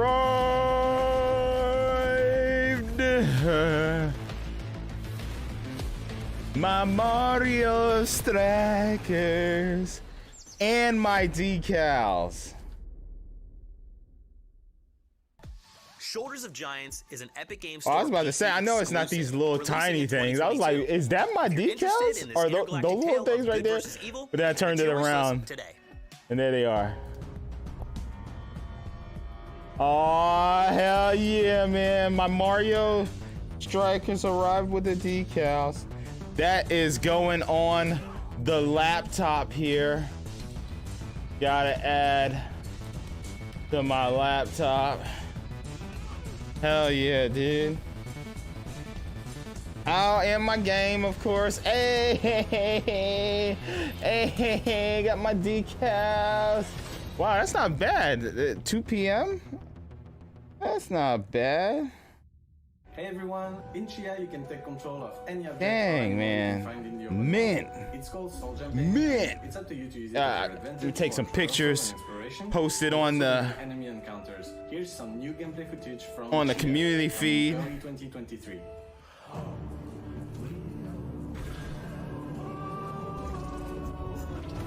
I'll be right back. I'm gonna go take some pictures real quick. I'll be right back.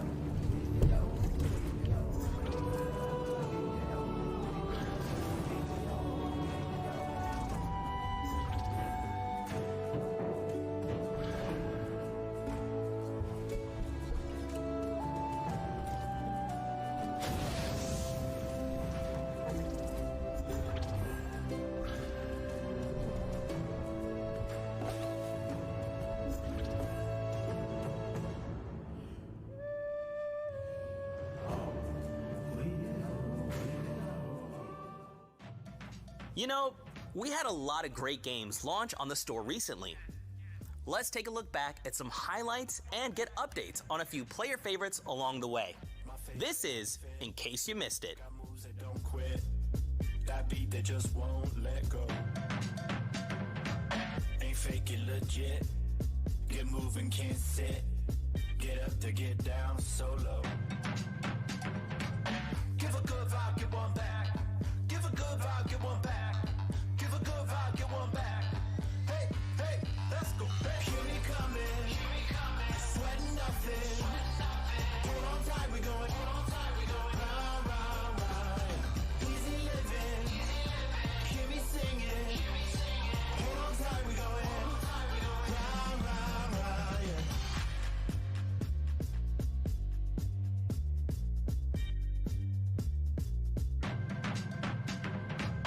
The bass is bumping. We started something. We're feeling it deep in our bones. We're all in motion. Look, mom, we're growing. Up, up, and away we go. Give a good vibe, get one back. Give a good vibe, get one back. Give a good vibe, get one back. Hey, hey, let's go back. Hear me coming. Sweating nothing. Hold on tight, we going. Round, round, round. Easy living. Hear me singing.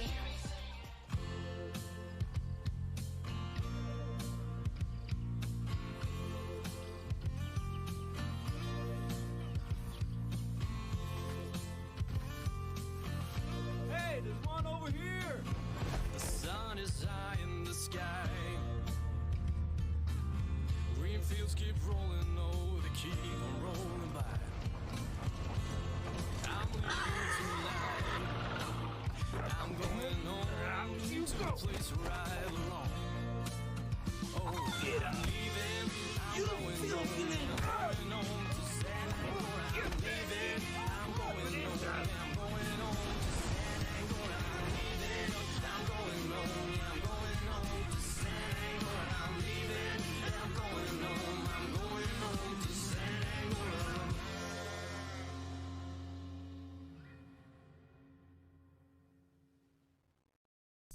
An Epic Games Store PC exclusive, Goat Simulator 3 has our favorite barnyard protagonists licking their way through a whole new world of physics-inspired mayhem. Add it to your wishlist today.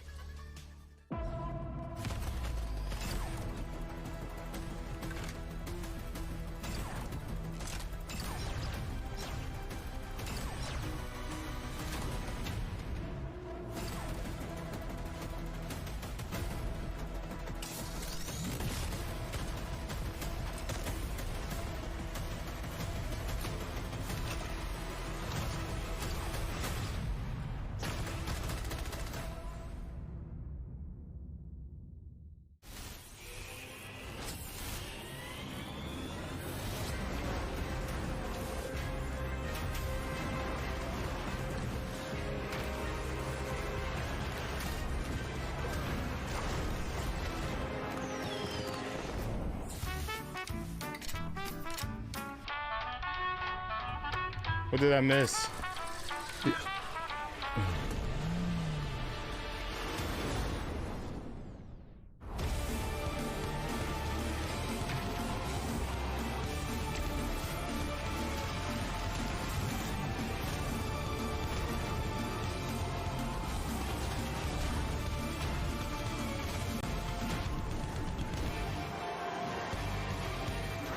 Oh, the Evil Dead game? Dying Light, okay.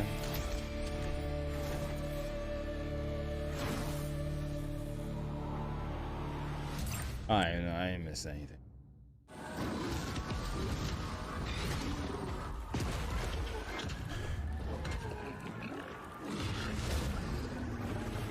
I post this to the community feed.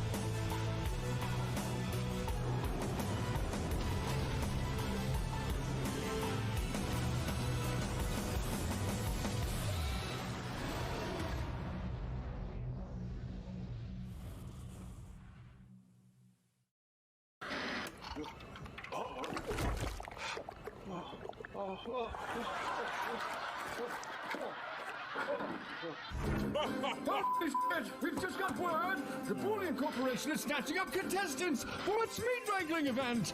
Do you have what it takes to raise the stakes? Are you ready to meet your match? And here's the fresh meat now. I'm Salmonella, and I hope I get sucked up too.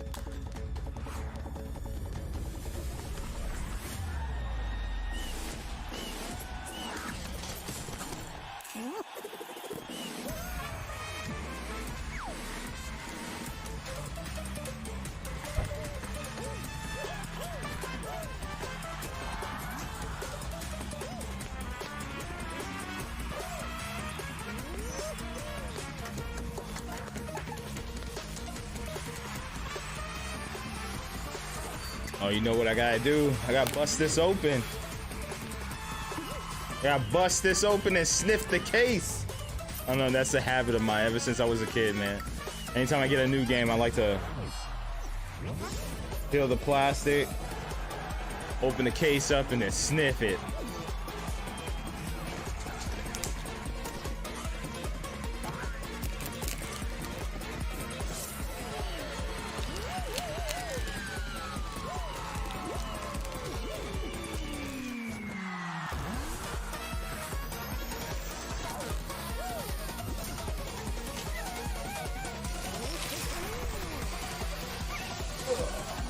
And the trash.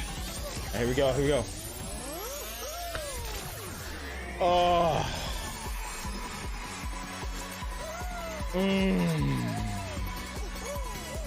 New game smell. Oh. Oh. Oh, this cover art. Oh, it's like the decals. Look at this. Hold on. Look at that. It's like the decals. I just can't really see it because of the green screen. That's dope. Fans of competitive Fortnite, rejoice. It is my great pleasure to announce that this November in Raleigh, North Carolina, we'll be inviting 100 players to go head-to-head for their cut of a $1 million Oh man, I live in North Carolina. I could go to Raleigh. I'm not good at Fortnite rise though. above the rest and win the first official in-person FNCS event. For all the details, check out @FN Competitive on Twitter. Oh man, new game smell. Oh, that smells so good. Oh man.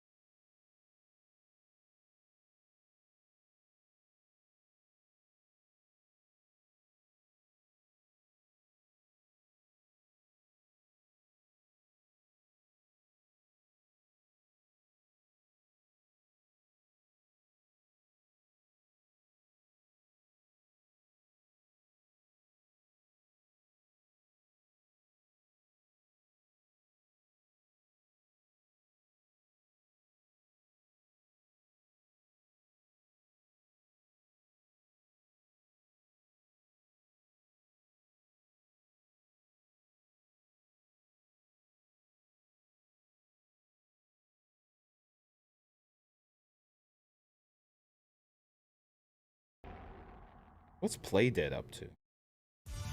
We've been working hard since open beta, and now is the best time to play Rogue Company. Rogue Company? Oh man, I really like that game, man. I kind of dropped off once games started coming out. We'd like to thank the entire community for your continued support. Rogue Company would not be here The without game's solid, bro. Now we're officially launching Rogue Company. Leading up to launch, we've worked hard on Wait, it quality wasn't life out the- improvements and making Rogues feel even more unique. Rogue Company wasn't We're out? launching with a brand new Rogue Juke. Quick-witted and quick on her feet, Juke outplays her opponents with her rocket dash Juke, and turrets. call her Juke It all Nukem. starts with 4 weeks of exhilarating events available for all players. Throughout the event, She got a expect PlayStation increased VR field headset mastery, on? a That's fully pretty dope. unlocked arsenal of weapons, and increased contract rewards.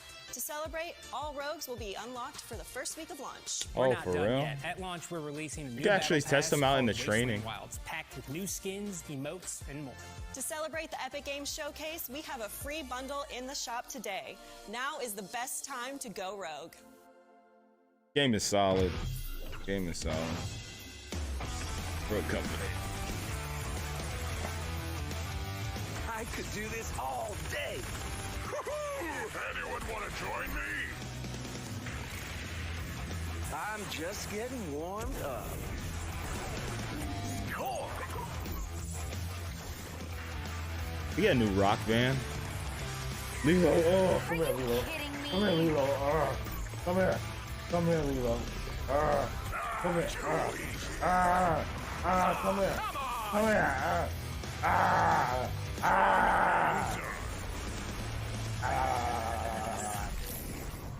That's a good boy. Where's that good boy? Spore?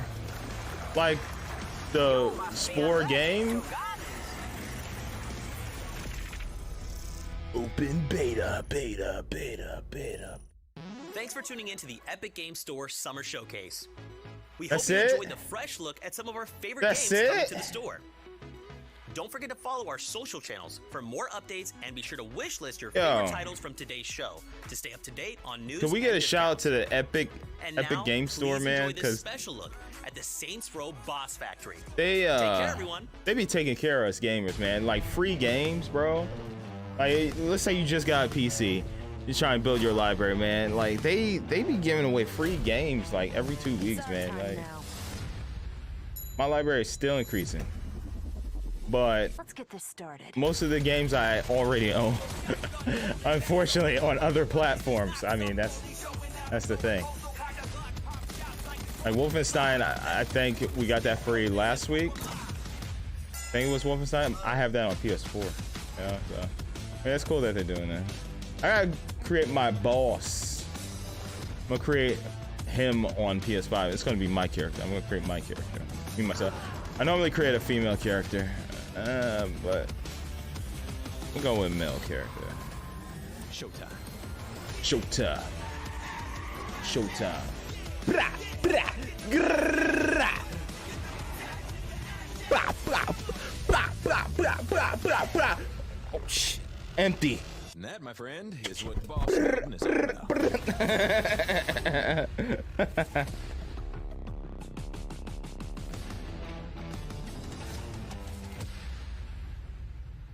Boss Factory. Hey, yeah, copyright music. Oh my god, it's copyright music.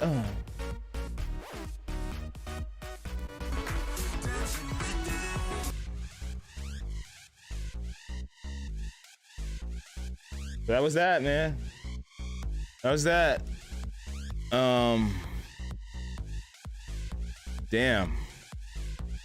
Damn, bro.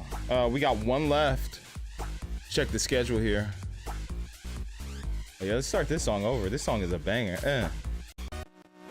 This song right here is a banger. Like some Streets of Rage, man.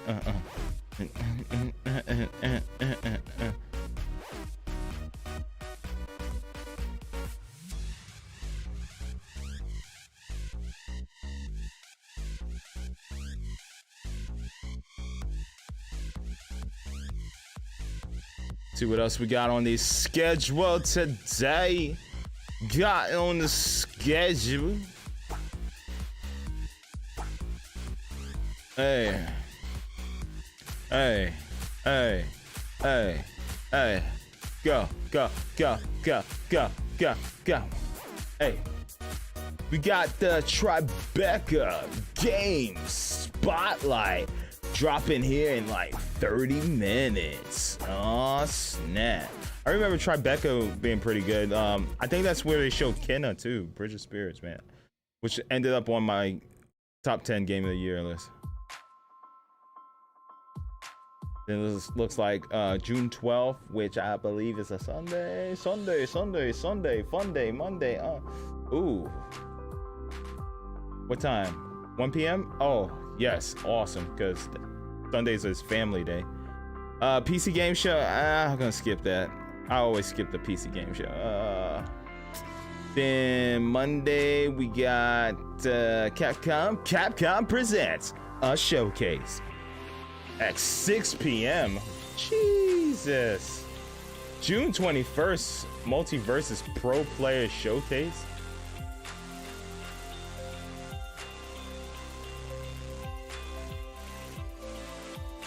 Not unless Mike Tyson's going to be in the game.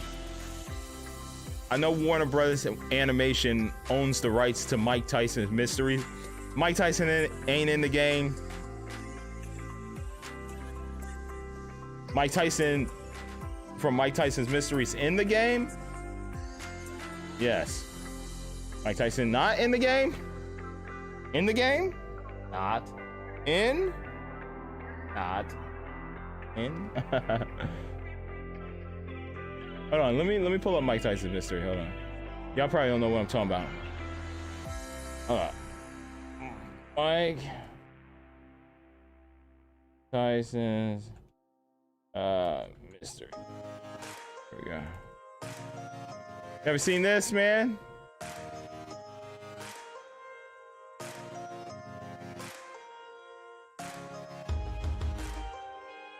If it ain't in the game, Warner Brothers. You see that logo right there? You see that logo? You see that? Warner Brothers Animation. If Mike Tyson ain't in the game, I don't care. If Pigeon's in the game, I'll play. If Pigeon or Mike Tyson is in the game, or both of them, oh my god, I'll play it. But Mike Tyson ain't in the game, I ain't playing it, bro.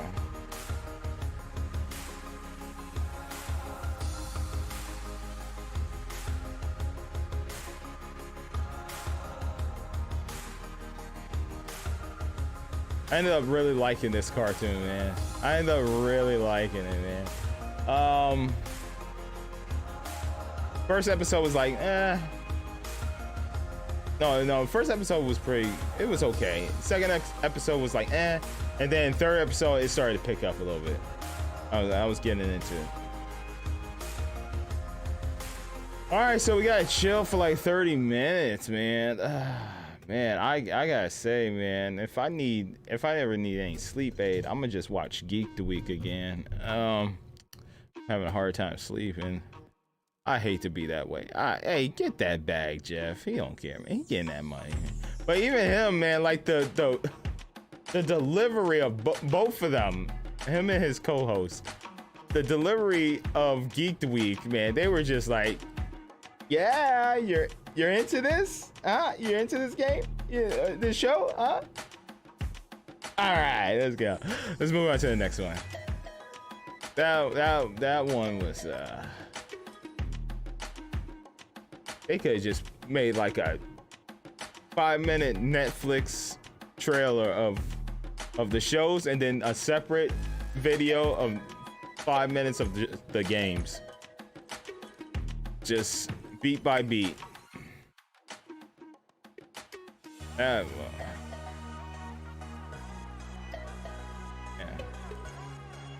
Epic Games, yeah. Epic Games, they have some good sales there.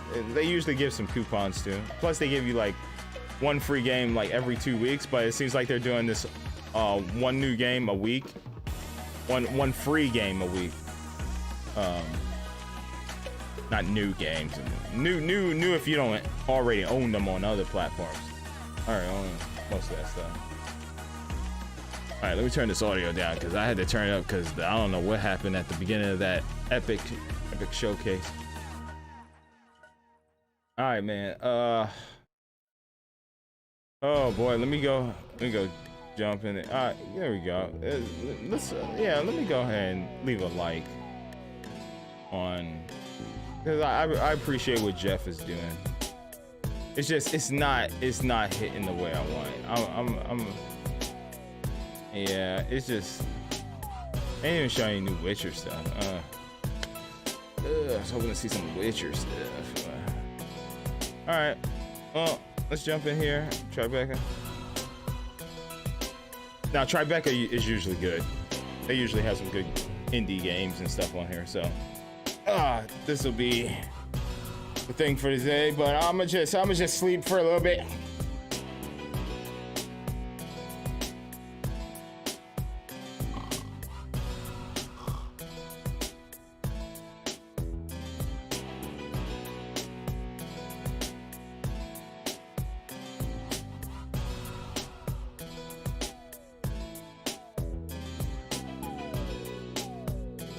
All right, is it ready yet? Oh, 15 minutes. Damn it. Oh, bang.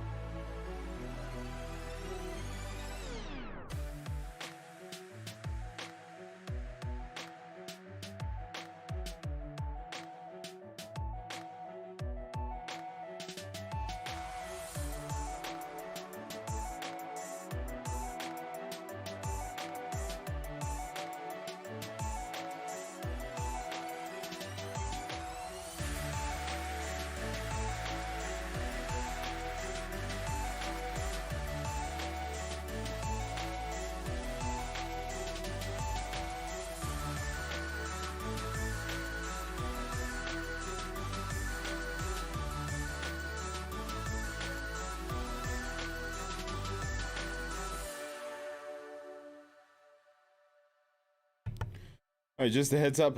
After this Tribecca, I'm gonna see if Tommy wants to play The Quarry, and then that'll be the stream for the rest of the night. I was gonna play Mario Strikers, but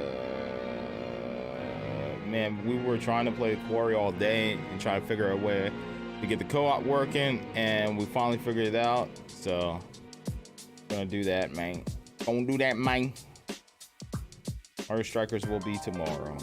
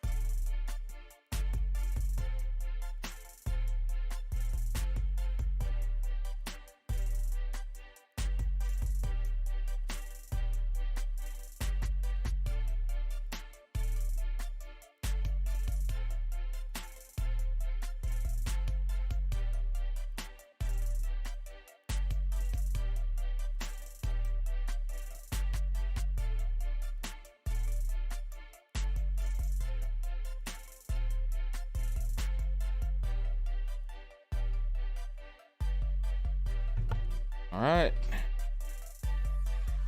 Like it's about to go live here.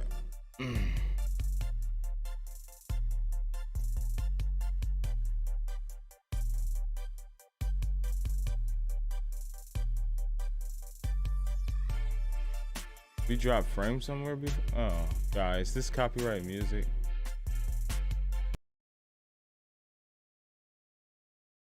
Yep.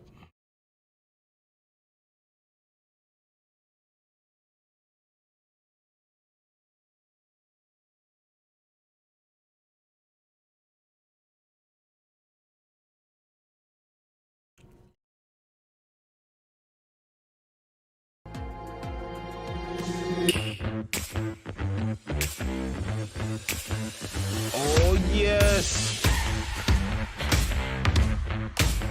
All right, games, Thank baby. you all for joining us for the second annual Tribecca Games Spotlight.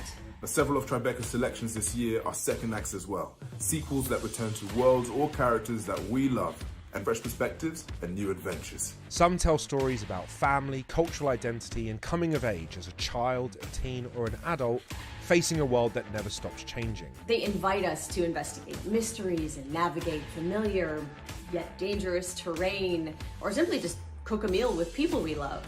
Others explore our fears about the future through dystopian tales of environmental ruin or technology run amok.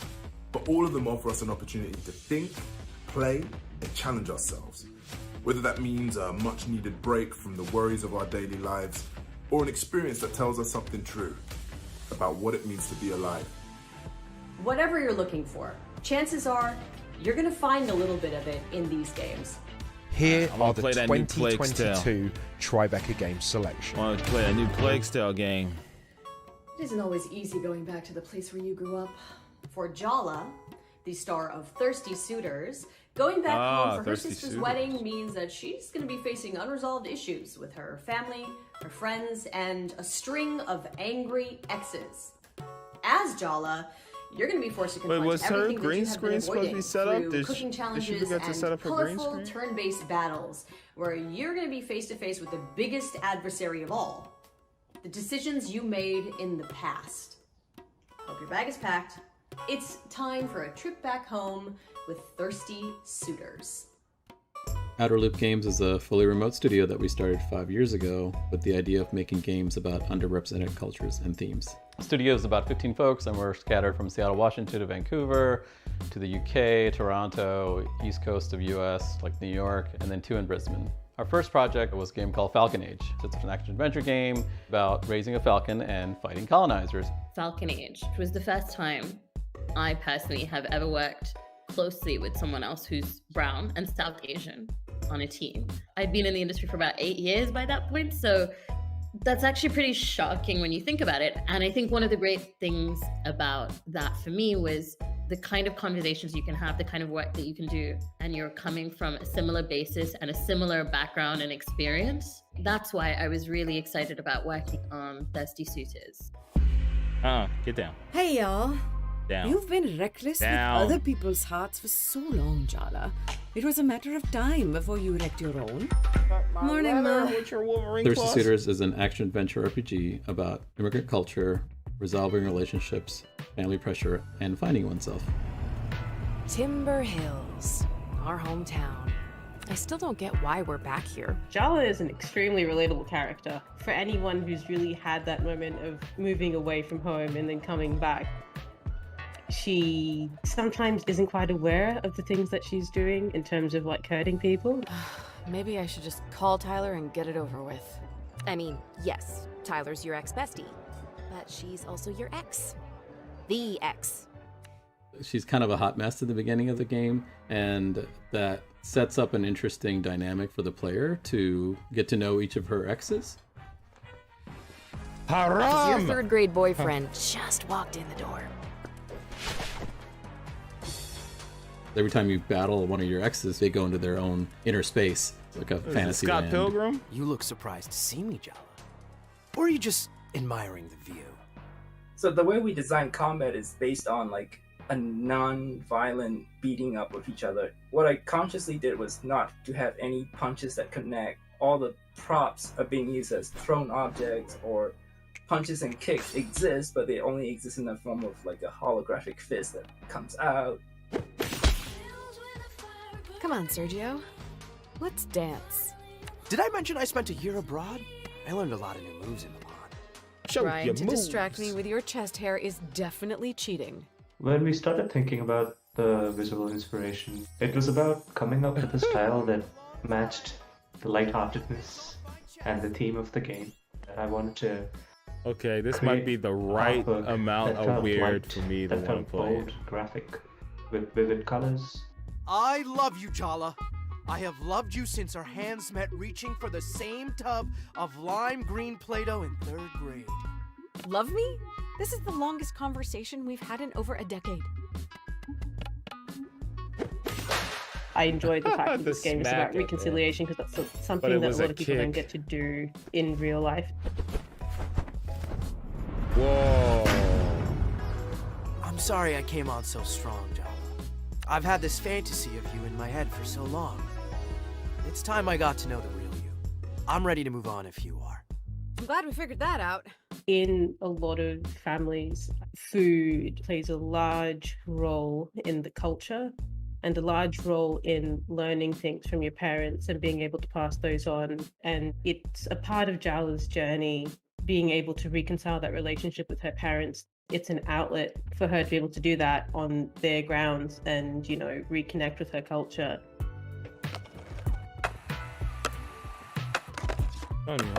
Skating session in our game is supposed to be really easy and accessible.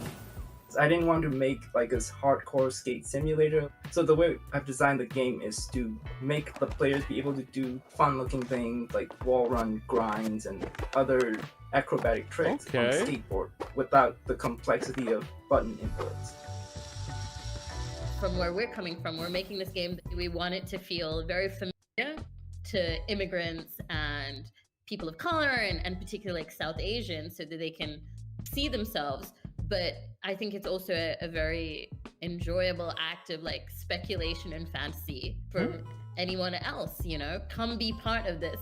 We're making a role-playing game. Part of the pleasure of that is in inhabiting someone else and living their life. And I think that's kind of what we want to give players, this idea of being very grounded in Jala, this very specific character and her story and her personality, some of which is shaped by her culture and some of which is who she is.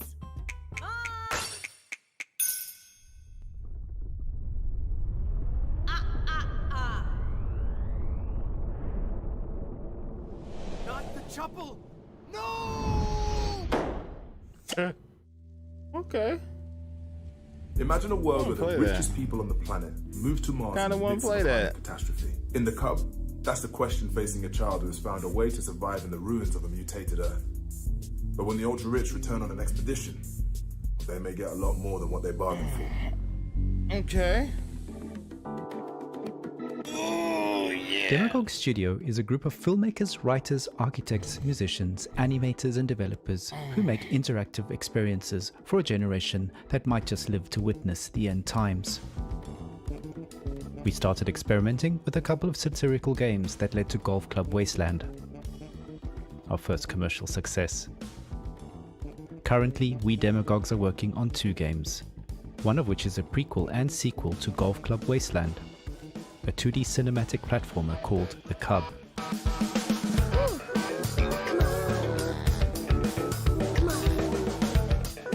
The Cub is essentially the Jungle Book set in an urban Silicon Valley-like apocalypse. Jungle Book? Jungle Book-esque? After the Great Climate Catastrophe, the ultra-rich have evacuated to Tesla City on Mars. Oh, man. The rest of us died. Oh, there's our future. Years later, when a research mission revisits Earth, they spot a human-like mutant kid while playing golf.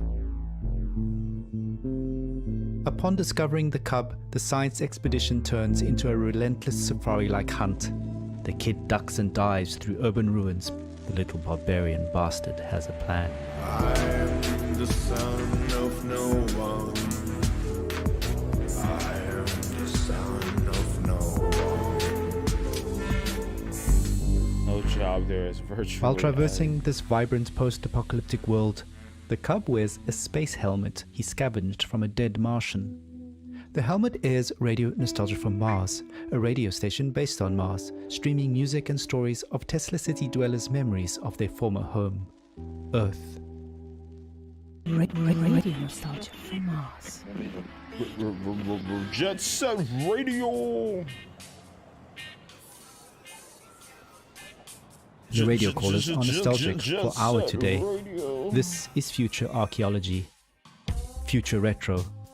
A sci-fi scenario that prompts us to re-evaluate the things we already have today.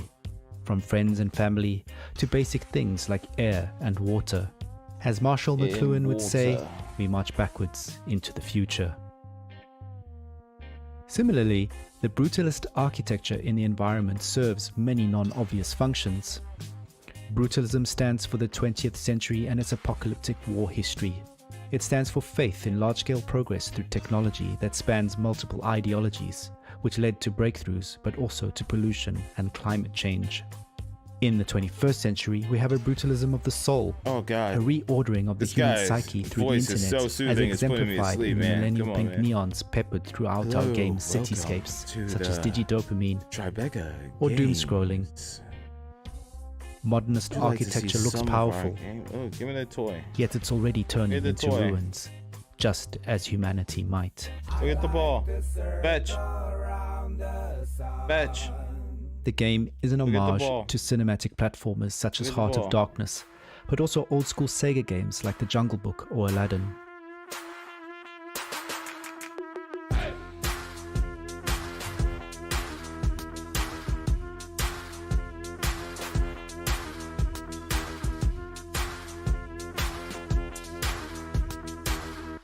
Further inspiration is drawn from classic literature, cinema and popular culture, a reflection on our commitment to storytelling and world building. The game has numerous interactive objects to find that enrich and inform the narrative, and also poke fun at future and current events at the same time. Oh man. Hopefully, the game will make people feel, open the players' minds, and thereby bring a change in global politics and a universal bliss for all humanity. You know, what platformers are best at. Enlightenment of the soul. The Cub.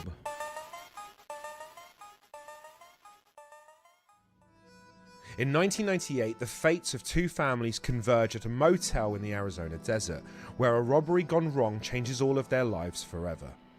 As the tale unfolds over the next few decades, step into the shoes of multiple characters to decide how that night will alter the course of their lives through a unique art style featuring actors digitally integrated into a beautiful cinematic world. This is As Dusk Falls. Hello, I'm Caroline. And I'm Charu. We're excited to be here and we'd love to tell you more about Interior Night and our game As Dusk Falls. Oh, hey there. Got your car towed back for you. You were right. It's more than I can fix with duct tape and a socket wrench. What do I owe you? Nothing. Your guests. Get it round back, quick. What in the world?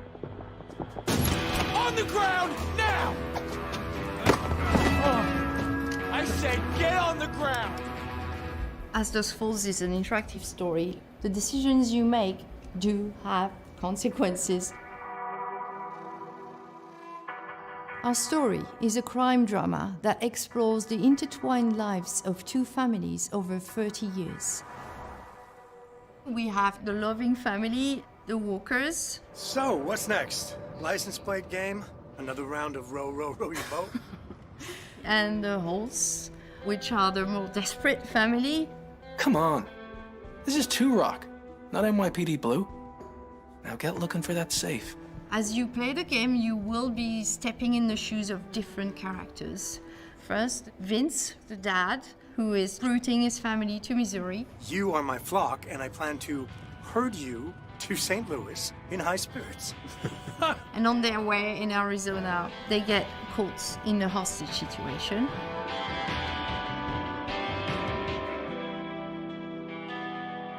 There's also Jay, who is one of the members of the other family, the hostage takers, so you get to understand the world from his perspective. Jay, What? Head out of the clouds, little bro. Look, there's enough cash in that safe to put the last few weeks behind us. We stay alive, we keep the house, everything goes back to normal. There's our third main character, who is Zoe, Daddy, are we gonna play? You bet we're gonna play. who you see across the 6 chapters from when she's 6 until she's 19, and she's becoming this young woman.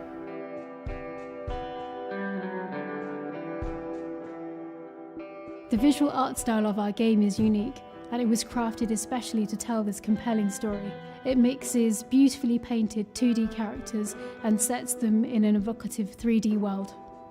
We filmed genuine and nuanced performances from actors to capture complex emotions and facial expressions. Players don't look at pixels, they watch people in all their humanity. When it comes about like writing the story, we work probably a bit more like TV. It's a very long process. It's dozens of versions of script. So it's not a linear one version of the story. We have to think all the choices, all the narrative space, Oh my God. all the branches feeding into Kinda one looks like my another. sister. It's kind of a 3D map. Oh.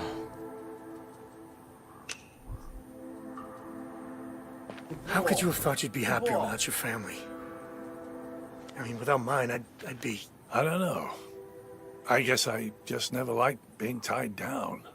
With a family, I felt trapped.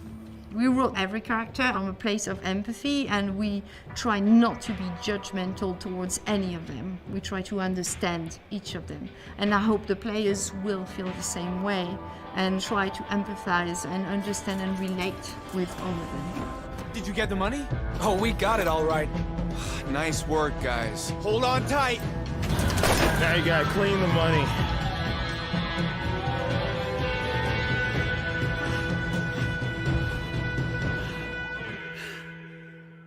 As dusk falls.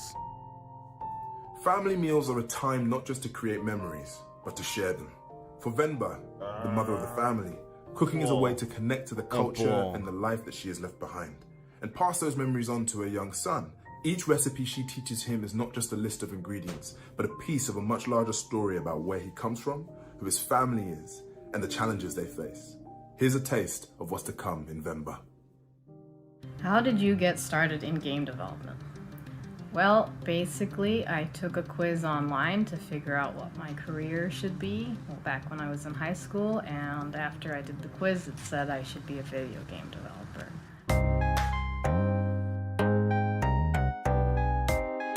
Are you super? We were working on this project called Balloon Man. It was this Mega Man style boss rush game about this depressed superhero whose superpowers are only to make balloons.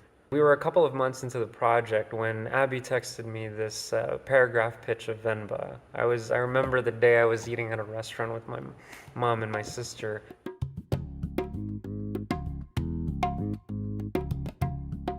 Venba is a narrative cooking game where you play as a Venba who moves to Canada in the late 1980s. But during this move, her recipe book gets damaged. So as the player, not only will you be cooking various South Indian dishes to restore these recipes, but you will also be exploring the story of this family and the unique challenges that they face. And the idea resonated with me so much. Maybe because my mom was there, I felt a connection to the idea because it's about a mother and a son. It was too compelling to not work on, so we decided to move on to Venba. Venba at its core is about the relationship between the mother and the son. One aspect that we wanted to touch upon was the loss of language. As Kevin grows up here and grows more assimilated, he loses touch with his mother tongue Tamil, and he adopts English instead. So as a result, the literal communication between Venba and Kevin is quite broken. And you can see this in the recipe book given to Venba by her mother as well, because in the travel, the words and the pages get damaged, so as a result, the communication between generations there too is quite broken. Venba, who feels a lot of guilt for having moved to Canada in the first place, doubles down on the things she holds dear, like her culture, her language, her food, the longer she stays here. So it becomes really important for her to fix the recipe book, because for her that's a way for this link to persist across generations.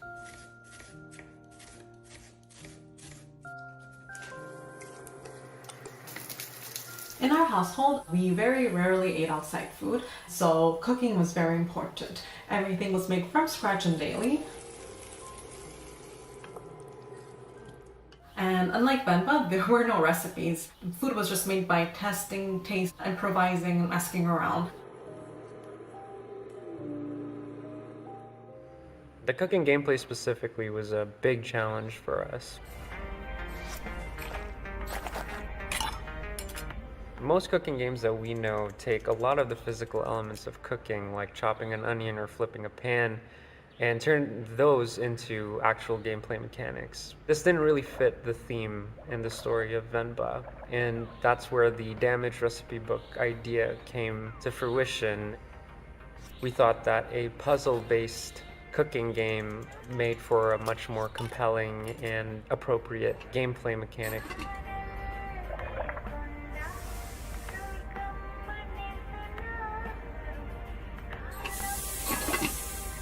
I wanted the sound effects to be really realistic and reminiscent of a South Asian kitchen. I recorded like the dishware that we use, some utensils, just items from the kitchen. But that also involves a lot of recording of actual cooking.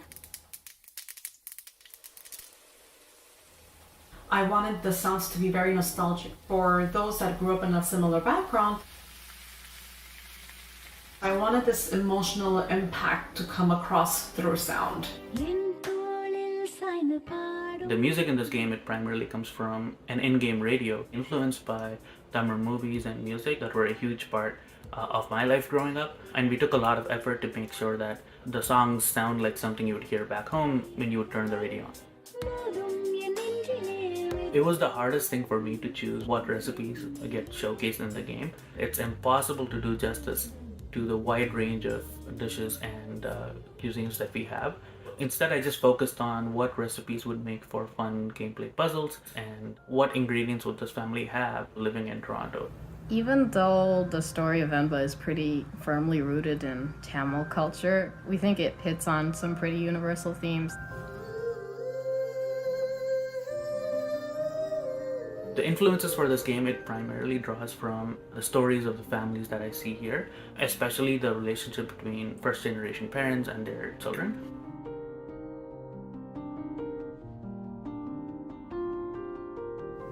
We're hoping that in the future we'll keep being able to tell these kinds of intimate stories through gameplay.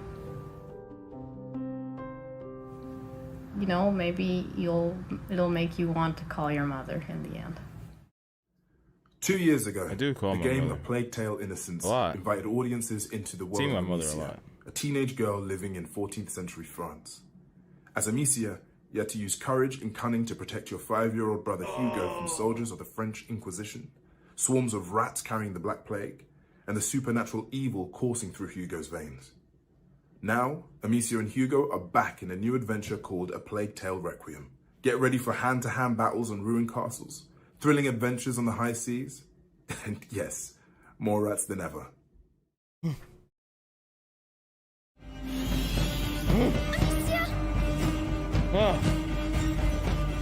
He doesn't deserve this.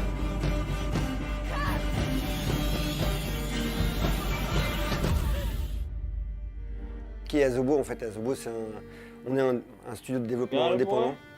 Et on l'est depuis le début et depuis toujours. Au départ, c'est 12 passionnés qui fondent le studio limite dans un garage. Évidemment, aujourd'hui on est 250, mais on a été rejoint par 250 passionnés aussi.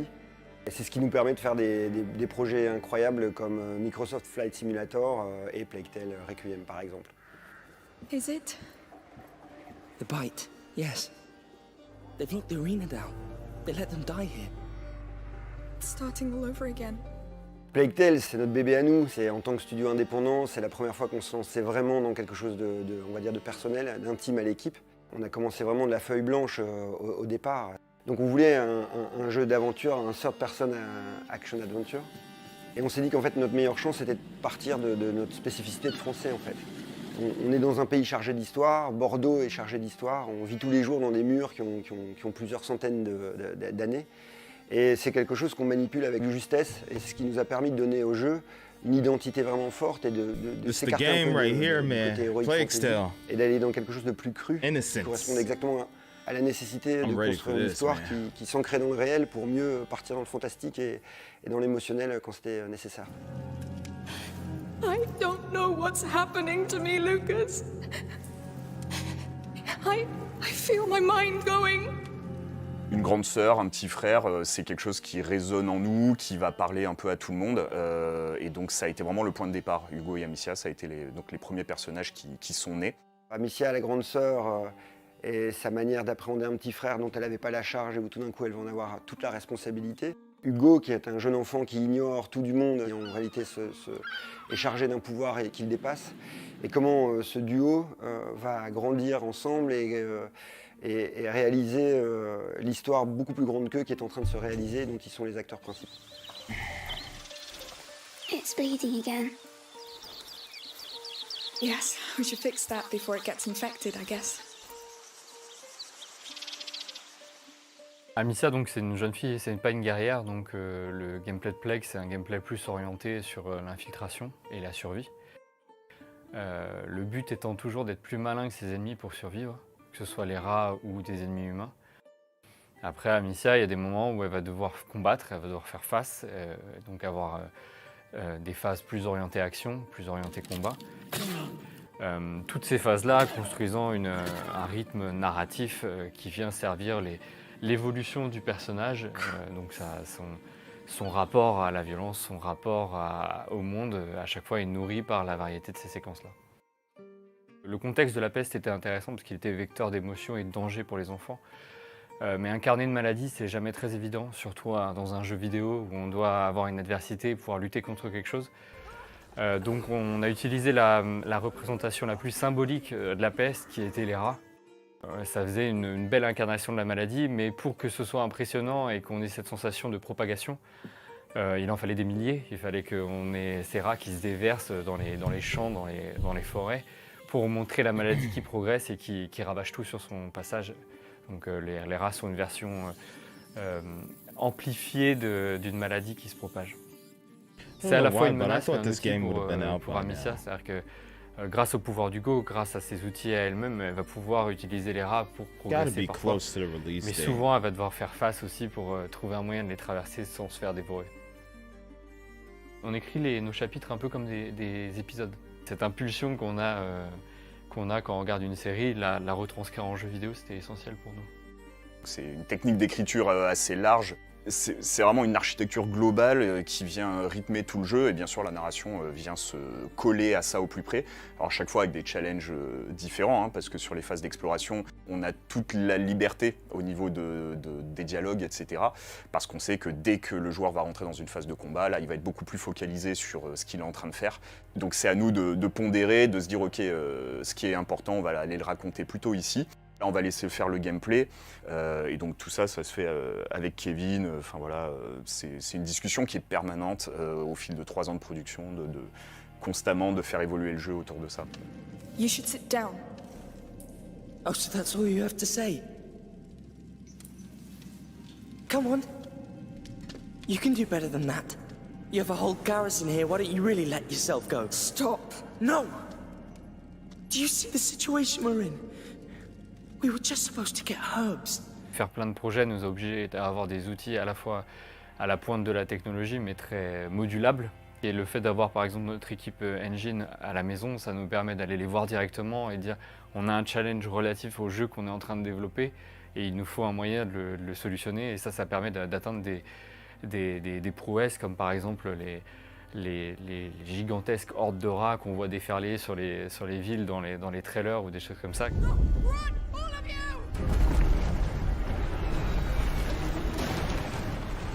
Mais après, on a vu aussi nos faiblesses à certains endroits, notamment, il a fallu s'en rendre compte, les cinématiques qui demandaient une logistique très lourde. Donc en fait, on a vraiment investi sur un studio motion capture qui nous appartient et qui nous a permis d'avoir une énorme flexibilité en termes de tournage. I don't know what's happening to me, Lucas. I feel my mind going. Donc Olivier de Rivière, notre compositeur, c'est quelqu'un qui amène énormément de choses dans le jeu. Et donc il arrive, il a plein d'idées. Et là, on parle vraiment d'émotion, on parle vraiment de comment colorer des scènes donc avec de la musique. Et il y a des moments où il nous sort des compositions incroyables. Et on regarde le level en face ou la séquence en face, on se dit tiens, c'est super ce qu'il a fait, mais nous on n'est pas au niveau du coup.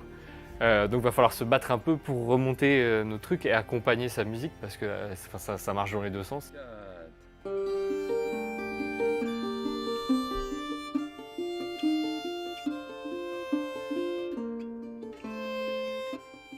L'amour vis-à-vis de nos personnages, c'est une chose qu'on ressent nous au quotidien. Et moi je sais que dans le travail d'écriture, c'est quelque chose qui est fondamental. On veut rien faire gratuitement. On sait que le jeu peut être très très noir, très très dur, mais il y a toujours une raison à ça. Ça suit vraiment une forme de logique.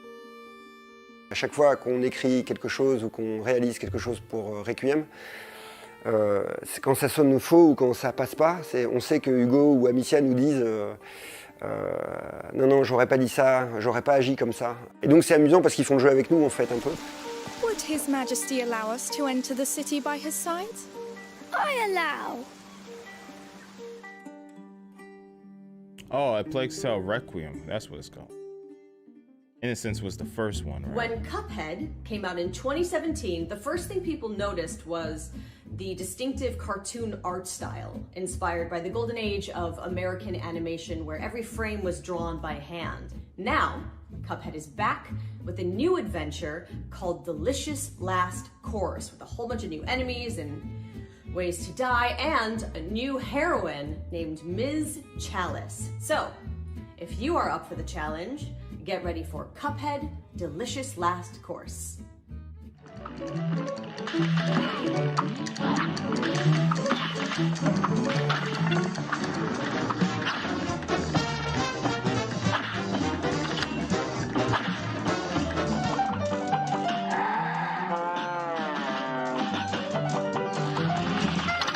After the first game released, we had that itch to go back and revive some of the material that landed on the cutting room floor. Well, looks like it's bon voyage to our old pals Cuphead, Bugman, and the lovely Miss Chalice. They're off on their next adventure, this time to the fabled DLC Island. The Delicious Last Course is more fantastical cartoon action. It's a true second helping of screen-filling, boss battles, imaginative stages, and new powers. This new adventure and expansion lets us really give Ms. Chalice a chance to shine.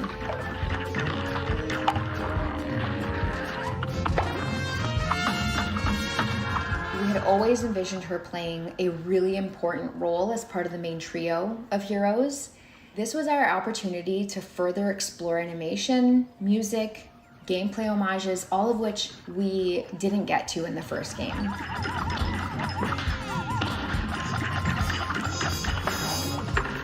Oh, where's your ball? The origin of the original Cuphead character, we probably went through about 300 concepts. We began brainstorming in the 1930s tradition of giving inanimate objects faces and personalities. We really wanted to create a central character that could sit alongside some of the iconic joyful heroes we loved growing up, like Felix the Cat and Mickey and Bimbo. And then one day we just had one of those amazing aha moments when a loose sketch of a silhouette of a cup and a straw began to take form that would eventually become Cuphead.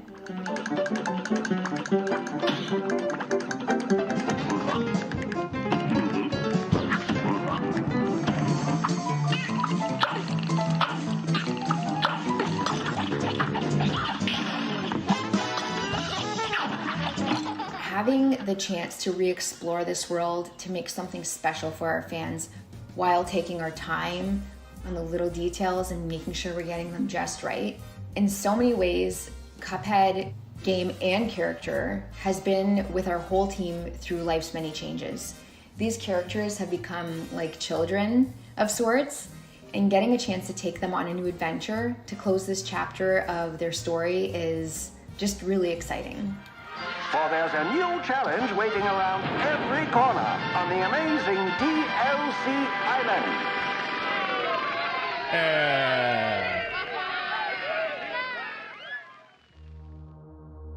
2016's Oxenfree introduced the supernatural coming-of-age story of a teenage girl named Alex and her friends celebrating the end of a school year on the mysterious Edwards Island, contemplating their futures and accidentally opening a ghostly rift.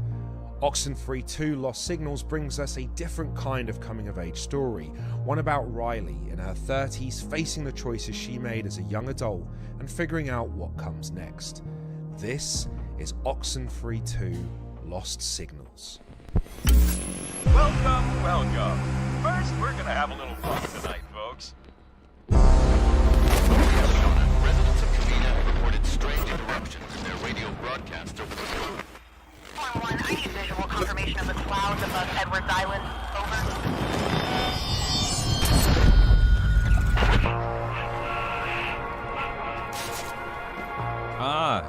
Bit of a leap there.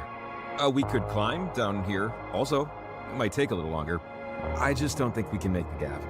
I can make it, probably. Can you? Because... Well, we'll see, won't we? Riley! Riley! What I think has allowed Oxenfree to have such a long life in the hearts of our players are these characters. It's all about the characters. The characters of Oxenfree are intended to feel like people that you would know. You're invested in their well-being. The issues that they deal with are ones that everybody can relate to. What does it mean to lose somebody that you love? What does it mean to be entering a new moment of your life that you're totally unprepared for? It's open-ended enough that you can always ask yourself, what would I do in this situation? Watch your step. I don't think this was meant for tourists. It's... Sound design is really good. Sort of pretty, in a way. No, it's amazing. In another life, I would have been a geologist. Or took at least an intro to geology course, you know? Oxenfree is a game about some really relatable characters, but put in crazy, unrelatable situations. Riley's from Covina, and unlike Alex and her friends in Oxenfree 1, Riley did not have the best time growing up in this area. The first game, really tight kind of focus on a few classmates.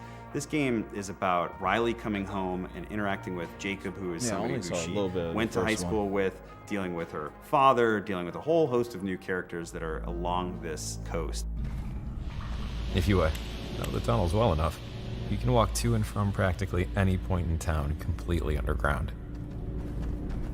Have you been down here before? Me, personally? No. Some of the kids do, or did, in high school. They'd crawl in here, light a fire, make out, or whatever.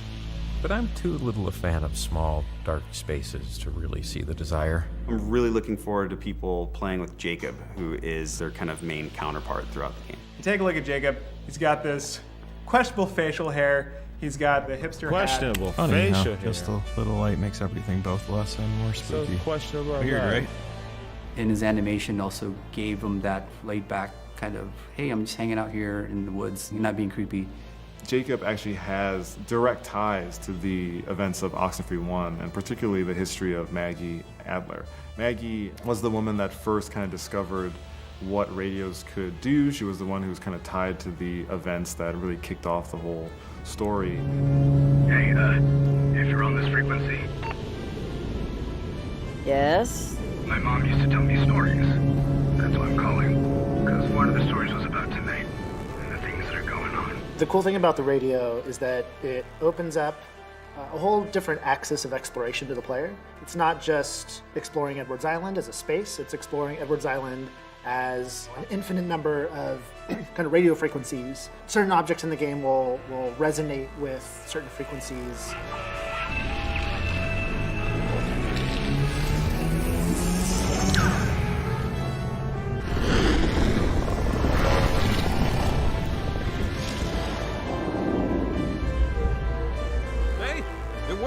I think. I mean, we're not dead. The alternate timelines in the Oxenfree universe are really interesting because it allows the player to explore the possibility of going back and changing the past. I think we're back when the mine was somewhat operational. I don't think anyone's around. Let's see if the time tear opened anything up. The player gets to open these portals in time and go through them and talk to these other ghostly characters. Portals are getting open when they don't want it to happen, and so they've got to deal with the ramifications of that. Portals are fascinating, very beautiful, very mysterious, but ultimately very dangerous. Jacob? The stakes are very high for this one. One, we've got a new set of antagonists who are actually actively trying to open a portal on their own for some nefarious reasons. But two, while that is happening, we're seeing tears in time. Those tears are allowing things from completely other timelines to start coming in and out of our timeline. It's going to be much less about some localized little thing in this town, and it's more about the fabric of time and space kind of melting down. I mean, look, when you're messing with the time-space continuum, that's just a bad idea. Riley, come in, Riley. Can you hear me? Riley? Riley, are you there?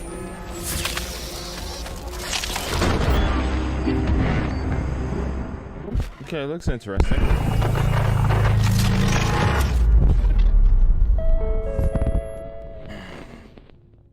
Sci-fi mystery. In Immortality, created by Sam Barlow, full transparency, I'm a huge fan of his previous games, Her Story and Telling Lies. You don't just find one, you find 3 unreleased films spanning over 3 decades, and they all star Marissa Marcel, who has since disappeared. So, can you watch footage and behind-the-scenes clips and interviews to piece together the mystery of Marissa Marcel? This is Immortality. Immortality. Marissa Marcel. Character. First heard about Marissa Marcel in 2015. I was at a party in Hollywood and I was listening in to these old guys, writers, producers who were big in the 70s. They were swapping war stories, gossiping, and one of them brings up the story of Marissa Marcel. This actress who shoots 3 movies over 3 decades, and how none of the movies ever come together. I was interested, and after the party, I went home and I Googled and found very little of anything online, but I was intrigued, so I continued to dig and attempted to find something more concrete. Now, we know you from the movie that you just finished shooting. It is finished, right? Yeah, it's finished. Yeah. If you don't know, it's a bit of a fairy tale. So Arthur Fisher, the great director, who you probably know from his movies such as Marion and The Man Who Dreamed, was casting for his new movie, Ambrosio. And so instead of casting a recognizable face, he wanted to find some fresh talent. So he put the word out and saw, how many was it, 10,000? I think it was over 20,000. 20,000. He saw 20,000 girls, and long story short, he picked you. Yes.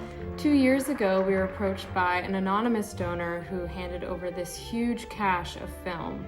In it was footage from rehearsals, behind-the-scenes B-roll, and completed shots from the shoots. As far as we can tell, this is everything that remains of the 3 Marissa Marcel movies. Before I go, I would like some token of our friendship.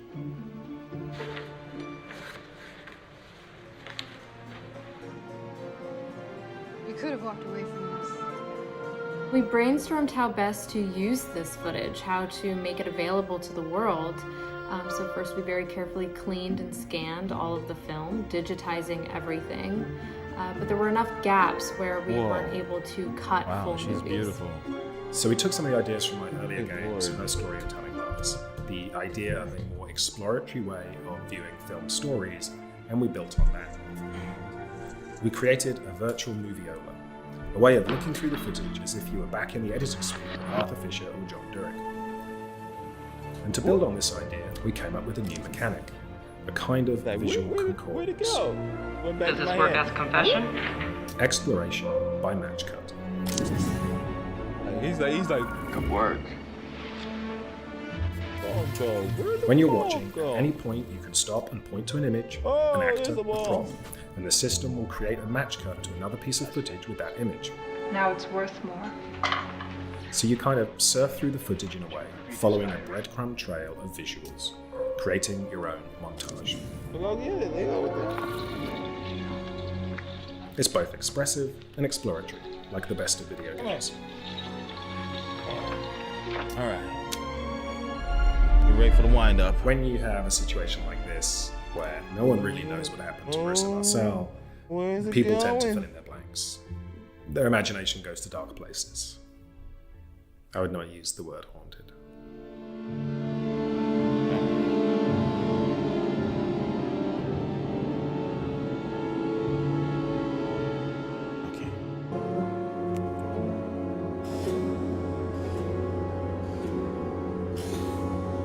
Immortality. Do you ever wish you lived in a simpler, safer, more optimistic time? Oh, good catch. Trevor Hill does. He lives in Arcadia, a utopian American town in the 1970s where the future seems brighter than ever. Like the other citizens of Arcadia, he is a contestant on a reality show where viewers are secretly judging his every move. When Trevor learns the truth from a rogue technician, he goes on the run. But how do you escape in a world where everyone is always watching? En American Arcadia, nada es lo que parece. Now in its 55th season, American Arcadia. Y es que Arcadia es en realidad el reality show más visto del planeta y está gobernado por rankings de popularidad. Control subject on the run on camera 4025. Interrupt broadcast immediately. Bienvenidos a Arcadia, una ciudad retrofuturista de los 70, donde todos los ciudadanos disfrutan de una vida de confort y de lujos sin saber que están siendo grabados las 24 horas del día. Para nuestro protagonista, Trevor, que vive una vida simple, aburrida y feliz, esto es un problema. Oh my God. Life was mundane. Y cuando descubre la verdad, tendrá que escapar de Arcadia. Stop immediately. Run! Keep running for God's sake! Por otro lado está Ángela. Es el ángel de la guarda de Trevor. Es una hacker dispuesta a todo con tal de salvar a una persona normal, por el mero hecho de hacer el bien.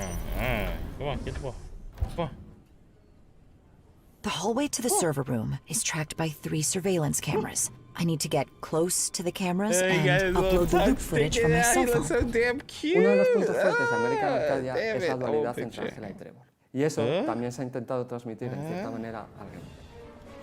Get over that crane, Trevor, quick! The crane? Yes, trust me! Oh no, God damn it, I had the flash on. Dang it. Tenemos dos tipos de gameplay totalmente diferenciados. Por un lado tenemos el side-scroller en 2.5D, con acción y plataformeo, persecuciones y, como no, puzzles. Por otro lado, tenemos la jugabilidad en primera persona, con un tono un poco más pausado, que nos lleva a experimentar mecánicas de exploración, sigilo y hacking, usando siempre los puzzles como parte central de la jugabilidad. All the videos are uploaded and playing the loops. I can enter the server room now. Oh my God. Y bueno, para American Arcadia las referencias visuales más inmediatas son el show de Truman, la fuga de Logan, el prisionero y algunas otras. Lo cierto es que muchos de los miembros del equipo nacimos y crecimos durante la década de los 70, por lo que no hemos tenido que ir muy lejos a la hora de buscar inspiración y referencias visuales, puesto que la mayoría las llevamos ya dentro de nuestros propios recuerdos.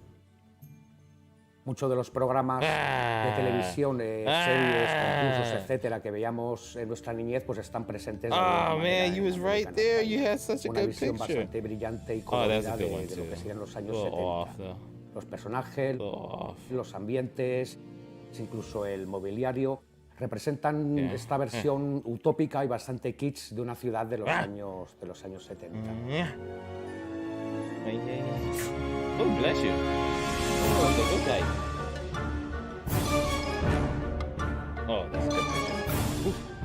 Siempre me gusta tener un tema principal para el juego y diferentes leitmotivs para los diferentes personajes que se van uniendo en una única banda sonora donde se van mezclando y representarán los dos mundos, tanto el de los 70 como el del futuro, mezclando elementos electrónicos y orquestales. Hey, I can't see anything in here. Jeez, man, just hug your teddy bear real tight while I try to turn on the lights, okay? Okay, is that better? Now, let's try to find a way out of here. Dang, that's another good picture. You're in terrible shape, man. Did you get any exercise at all? That's a good picture. Since PE in high school. Good boy. Because of my metabolism, I don't easily gain weight, so I don't usually do any. Okay. Oh my god. Oh, I got him when he was winking. Oh my god. Save your breath and keep going. Oh my In god. So American many good Arcadia, pictures. what we want to tell many good is that pictures. you don't need to live Oh my just God, he's for such a good getting boy. likes He's on such a good social boy. networks. Oh, Just he's do such the a things good that make boy. you happy. Ah. You don't need to care about what He's the such a others good think. boy. Such a good boy. Oh my god, did we get that? Did we get that shot? Dang it. Dang, camera trying to do all these special... Oh, it's over? Oh, shit.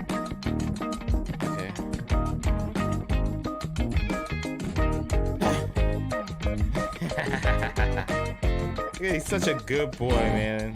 Look at Lilo, man. My good boy. Alright, it's over? Huh. Yeah, definitely playing with Lilo woke me up a little bit, man. It's been a long day, waking up early, doing all that stuff. Yeah, look at Lilo. Look at my boy. Look at my good boy. Look at my good boy. Hold on. Good shot. Look at my good boy. Look at him. You can't really see it.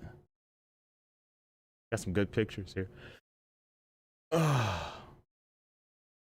it over? Yeah, over. Property. Oh no, filters. Filters, chroma. Oh. Good boy. Good boy. Okay, yeah, good boy. That's a good picture right there. That's a good picture, Lila. Oh man. Very good pictures here. Look at him. Precious. Got him when he's winking. Oh, that's another good one right there. Oh man. Oh my god, look at my good boy right there. Look at, oh, he's so happy. Oh, so happy. That's my good boy.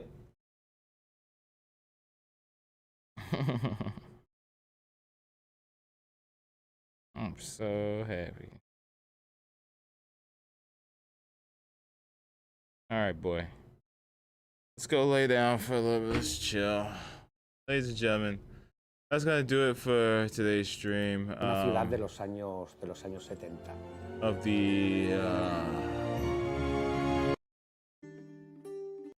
the Summer Games Fest. Excuse me, God. Remember, let me get my thumbnail here. Like, hold on. Thumbnail. I'm probably just gonna leverage it. This is probably of the Tribecca games. This is the game I'm mostly. Pig's Tail. First one was really good.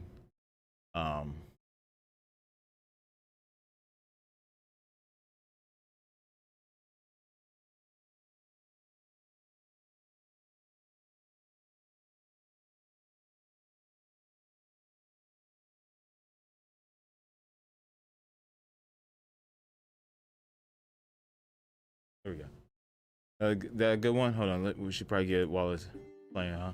We should probably get it while it's playing, huh? Where there's no little. Oh, rewind a little bit more. I allow.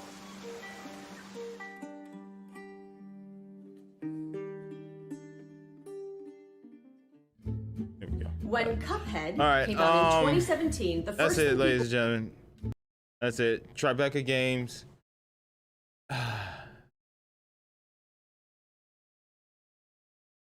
Tribecca Games. There was always like 3 or 4 games that I would be interested in. Tribecca Games, like I think it was last year. Was it Death's Door and Kenna Bridge of Spirits? There was a couple of other ones too. There was like, I think there was 2 other ones. This one, I want to try Thirsty Suitors. I want to try that one. That game looks interesting. And then this game right here, where it's like the choices you make right here to affect the story. I want to try this out. What is it called? What is this game? It's about the future through Oh god, yeah. So Thirsty Suitors. Interesting. I'm interested in trying it out. It looks quirky. Looks quirky. I want to try it out. The visual game. Yeah, this one right here. Like this game looks interesting. Give this a shot.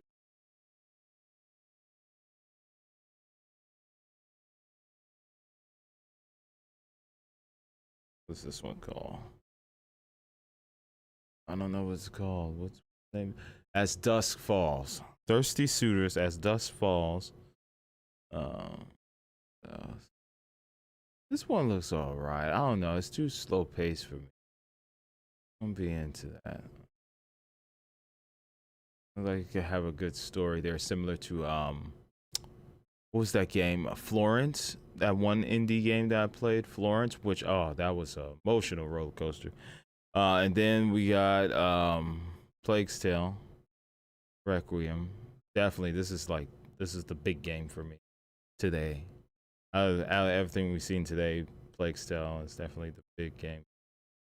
I think that's about. Oh yeah, and I didn't play Cuphead because I never played Cuphead, but we've seen so much of this DLC of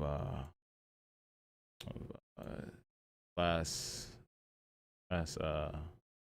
Force. But I think that's and Oxenfree. Oxenfree 2 looks good. Yeah. So those 4 games. I'm definitely interested. The Dusk game, I'm gonna keep forgetting the name of that. As Dusk Falls, as Dusk. Thirsty Suitors, they like, oh, okay. I remember that one. Oh man, damn. Damn. I got hit hard. Shit. Damn. I thought it was okay, man. I thought it was okay. I'm glad we got to see more of the animation of a Plague's Tale. Oxenfree, I watched somebody play a little bit of that. I watched someone play like an hour of Oxenfree. I never tried it myself. I gotta test it out. Maybe do a playthrough or something. Thirsty Suitors. Thirsty Suitors is probably my second most interesting game from Tribecca. And then As Dusk Falls will be last would be number 4. So number 1, Plague's Tale Requiem. Number 2, Thirsty Suitors. 3, Oxenfree, and 4, As Dusk Fall. But all in all, it was an interesting day today. I kind of knew what to expect from the Netflix thing. I knew like we'll probably see a couple of shows. That interesting? No, not really. I did find a new show to binge watch though. The what is it called? Liddell something. I forget. What is it called? Let me check my watch list here. It is called La Casa del Papel. Yeah, I want to watch that. I want to binge watch that. And Tekken, I want to see more of that. The mobile game stuff, none of that interests me at all. At all, man. At all. I do play mobile games. There's actually mobile games I play. Diablo Immortal, Magnum Quest. I've been playing that for about 2-3 years now. Which I've done live streams of Magnum Quest. Streets of Rage 4. There was this other free game that I had. I don't have it on here anymore, but I really enjoyed it. I forget what it was called. But yeah, that mobile stuff didn't really interest me. They weren't my type of mobile games that I was interested in. The Epic Games Store thing went so quick. It went like a wet fart. It was just gone. It was there and then it was gone, and I completely Forgot about it. Trying to think. Okay, name recently added. What was this one game? It was something free. It was called Shadow Knight Ninja Fight. Yeah, this game was dope. To look up Shadow Knight Ninja Fight. I think it's on. You have to pay for it now, but at the time when it came out, it was free to play, and it's really cool. Hold on, let me see if I could show you guys what it looks like. Shadow Knight. Is that it? Ninja Fight game. It's this game here. It's really cool, man. I like it. This is a good mobile game. I really enjoy. Hack and slash. It get pretty tough in some areas and stuff like that. But yeah, like stuff like this is my type of mobile game, man. Like shit like this is my type of mobile game. I didn't really have anything that was it. All right, so next stream will be Sunday. We're gonna do the Xbox/Bethesda game showcase. And then Monday, I believe. Yep, Monday. Do the Capcom showcase. All right. But yeah, that's it, man. Thank you, everyone. Thank you. It was an interesting day. We finally got the quarry to work. So maybe we'll stream that tonight. I don't know. I'm gonna go take a nap. I did get up at like 7 o'clock in the morning. It's like 4 p.m. We'll go take a little nap. Chill, maybe get up, cook, and eat, and see what Tommy wants to play or something. But yeah, nothing here that we didn't really know about already. Tribecca Games Fest, like we already knew about Thirsty Suitors. Already knew about Plague Tale Requiem. I think next year I'm probably gonna skip if they do another Netflix thing in Epic Game Store. Let's just say they do these again. I mean, Epic wasn't too long, but I think next year if they do another like Netflix thing, I'm just gonna skip it. I didn't really care for it much. I already knew I was gonna watch not Street Fighter Tekken. That dropped because I heard about it. Oh, and I seen the trailer of it for Netflix, but I could do without it. That's 1 hour I wish I could get back, you know. And it kind of felt a little phoned in. Yeah. And then like the Epic stuff just went so fast. Like they do that like how they did last year. I mean this year. They do this next year. I could run through that real quick. Tribecca.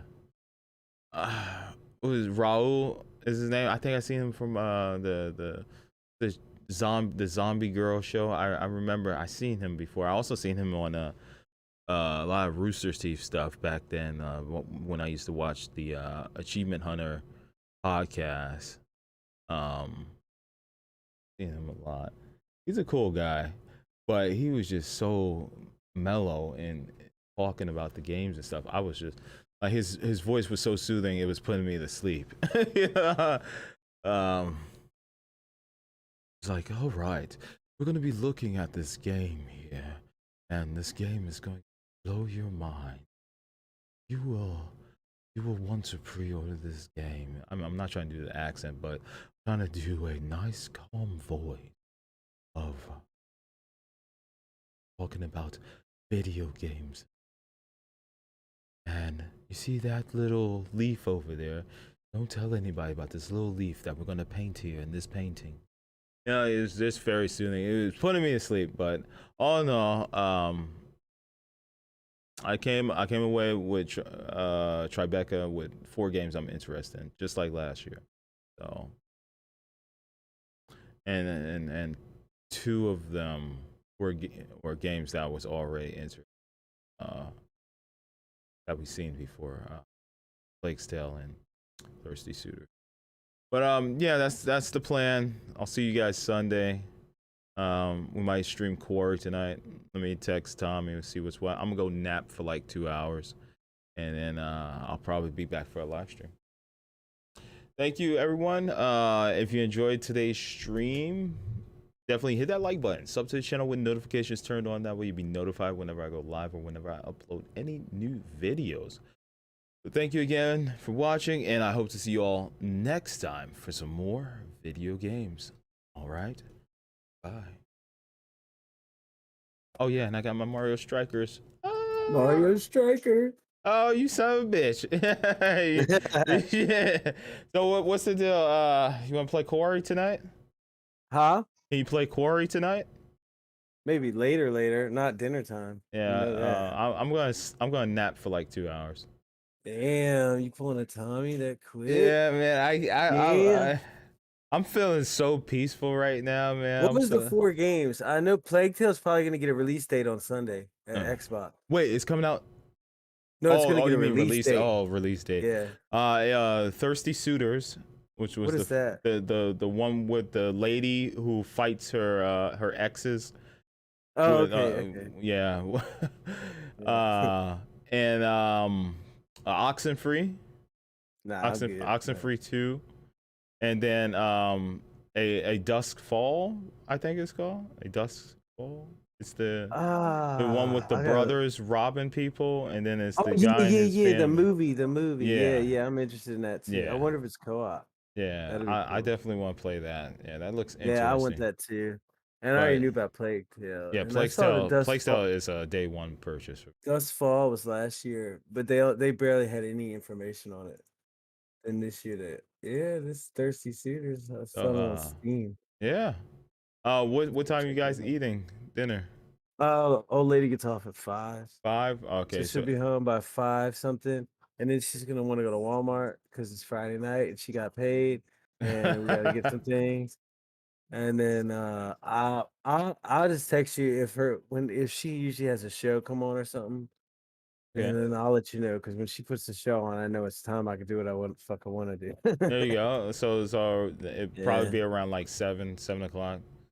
That's fine. I will see. I'll let you know. Yeah, I'm gonna go put some soothing jazz music on and go to bed. All right, ladies and gentlemen. Until then, I'll see y'all next time. Bye bye.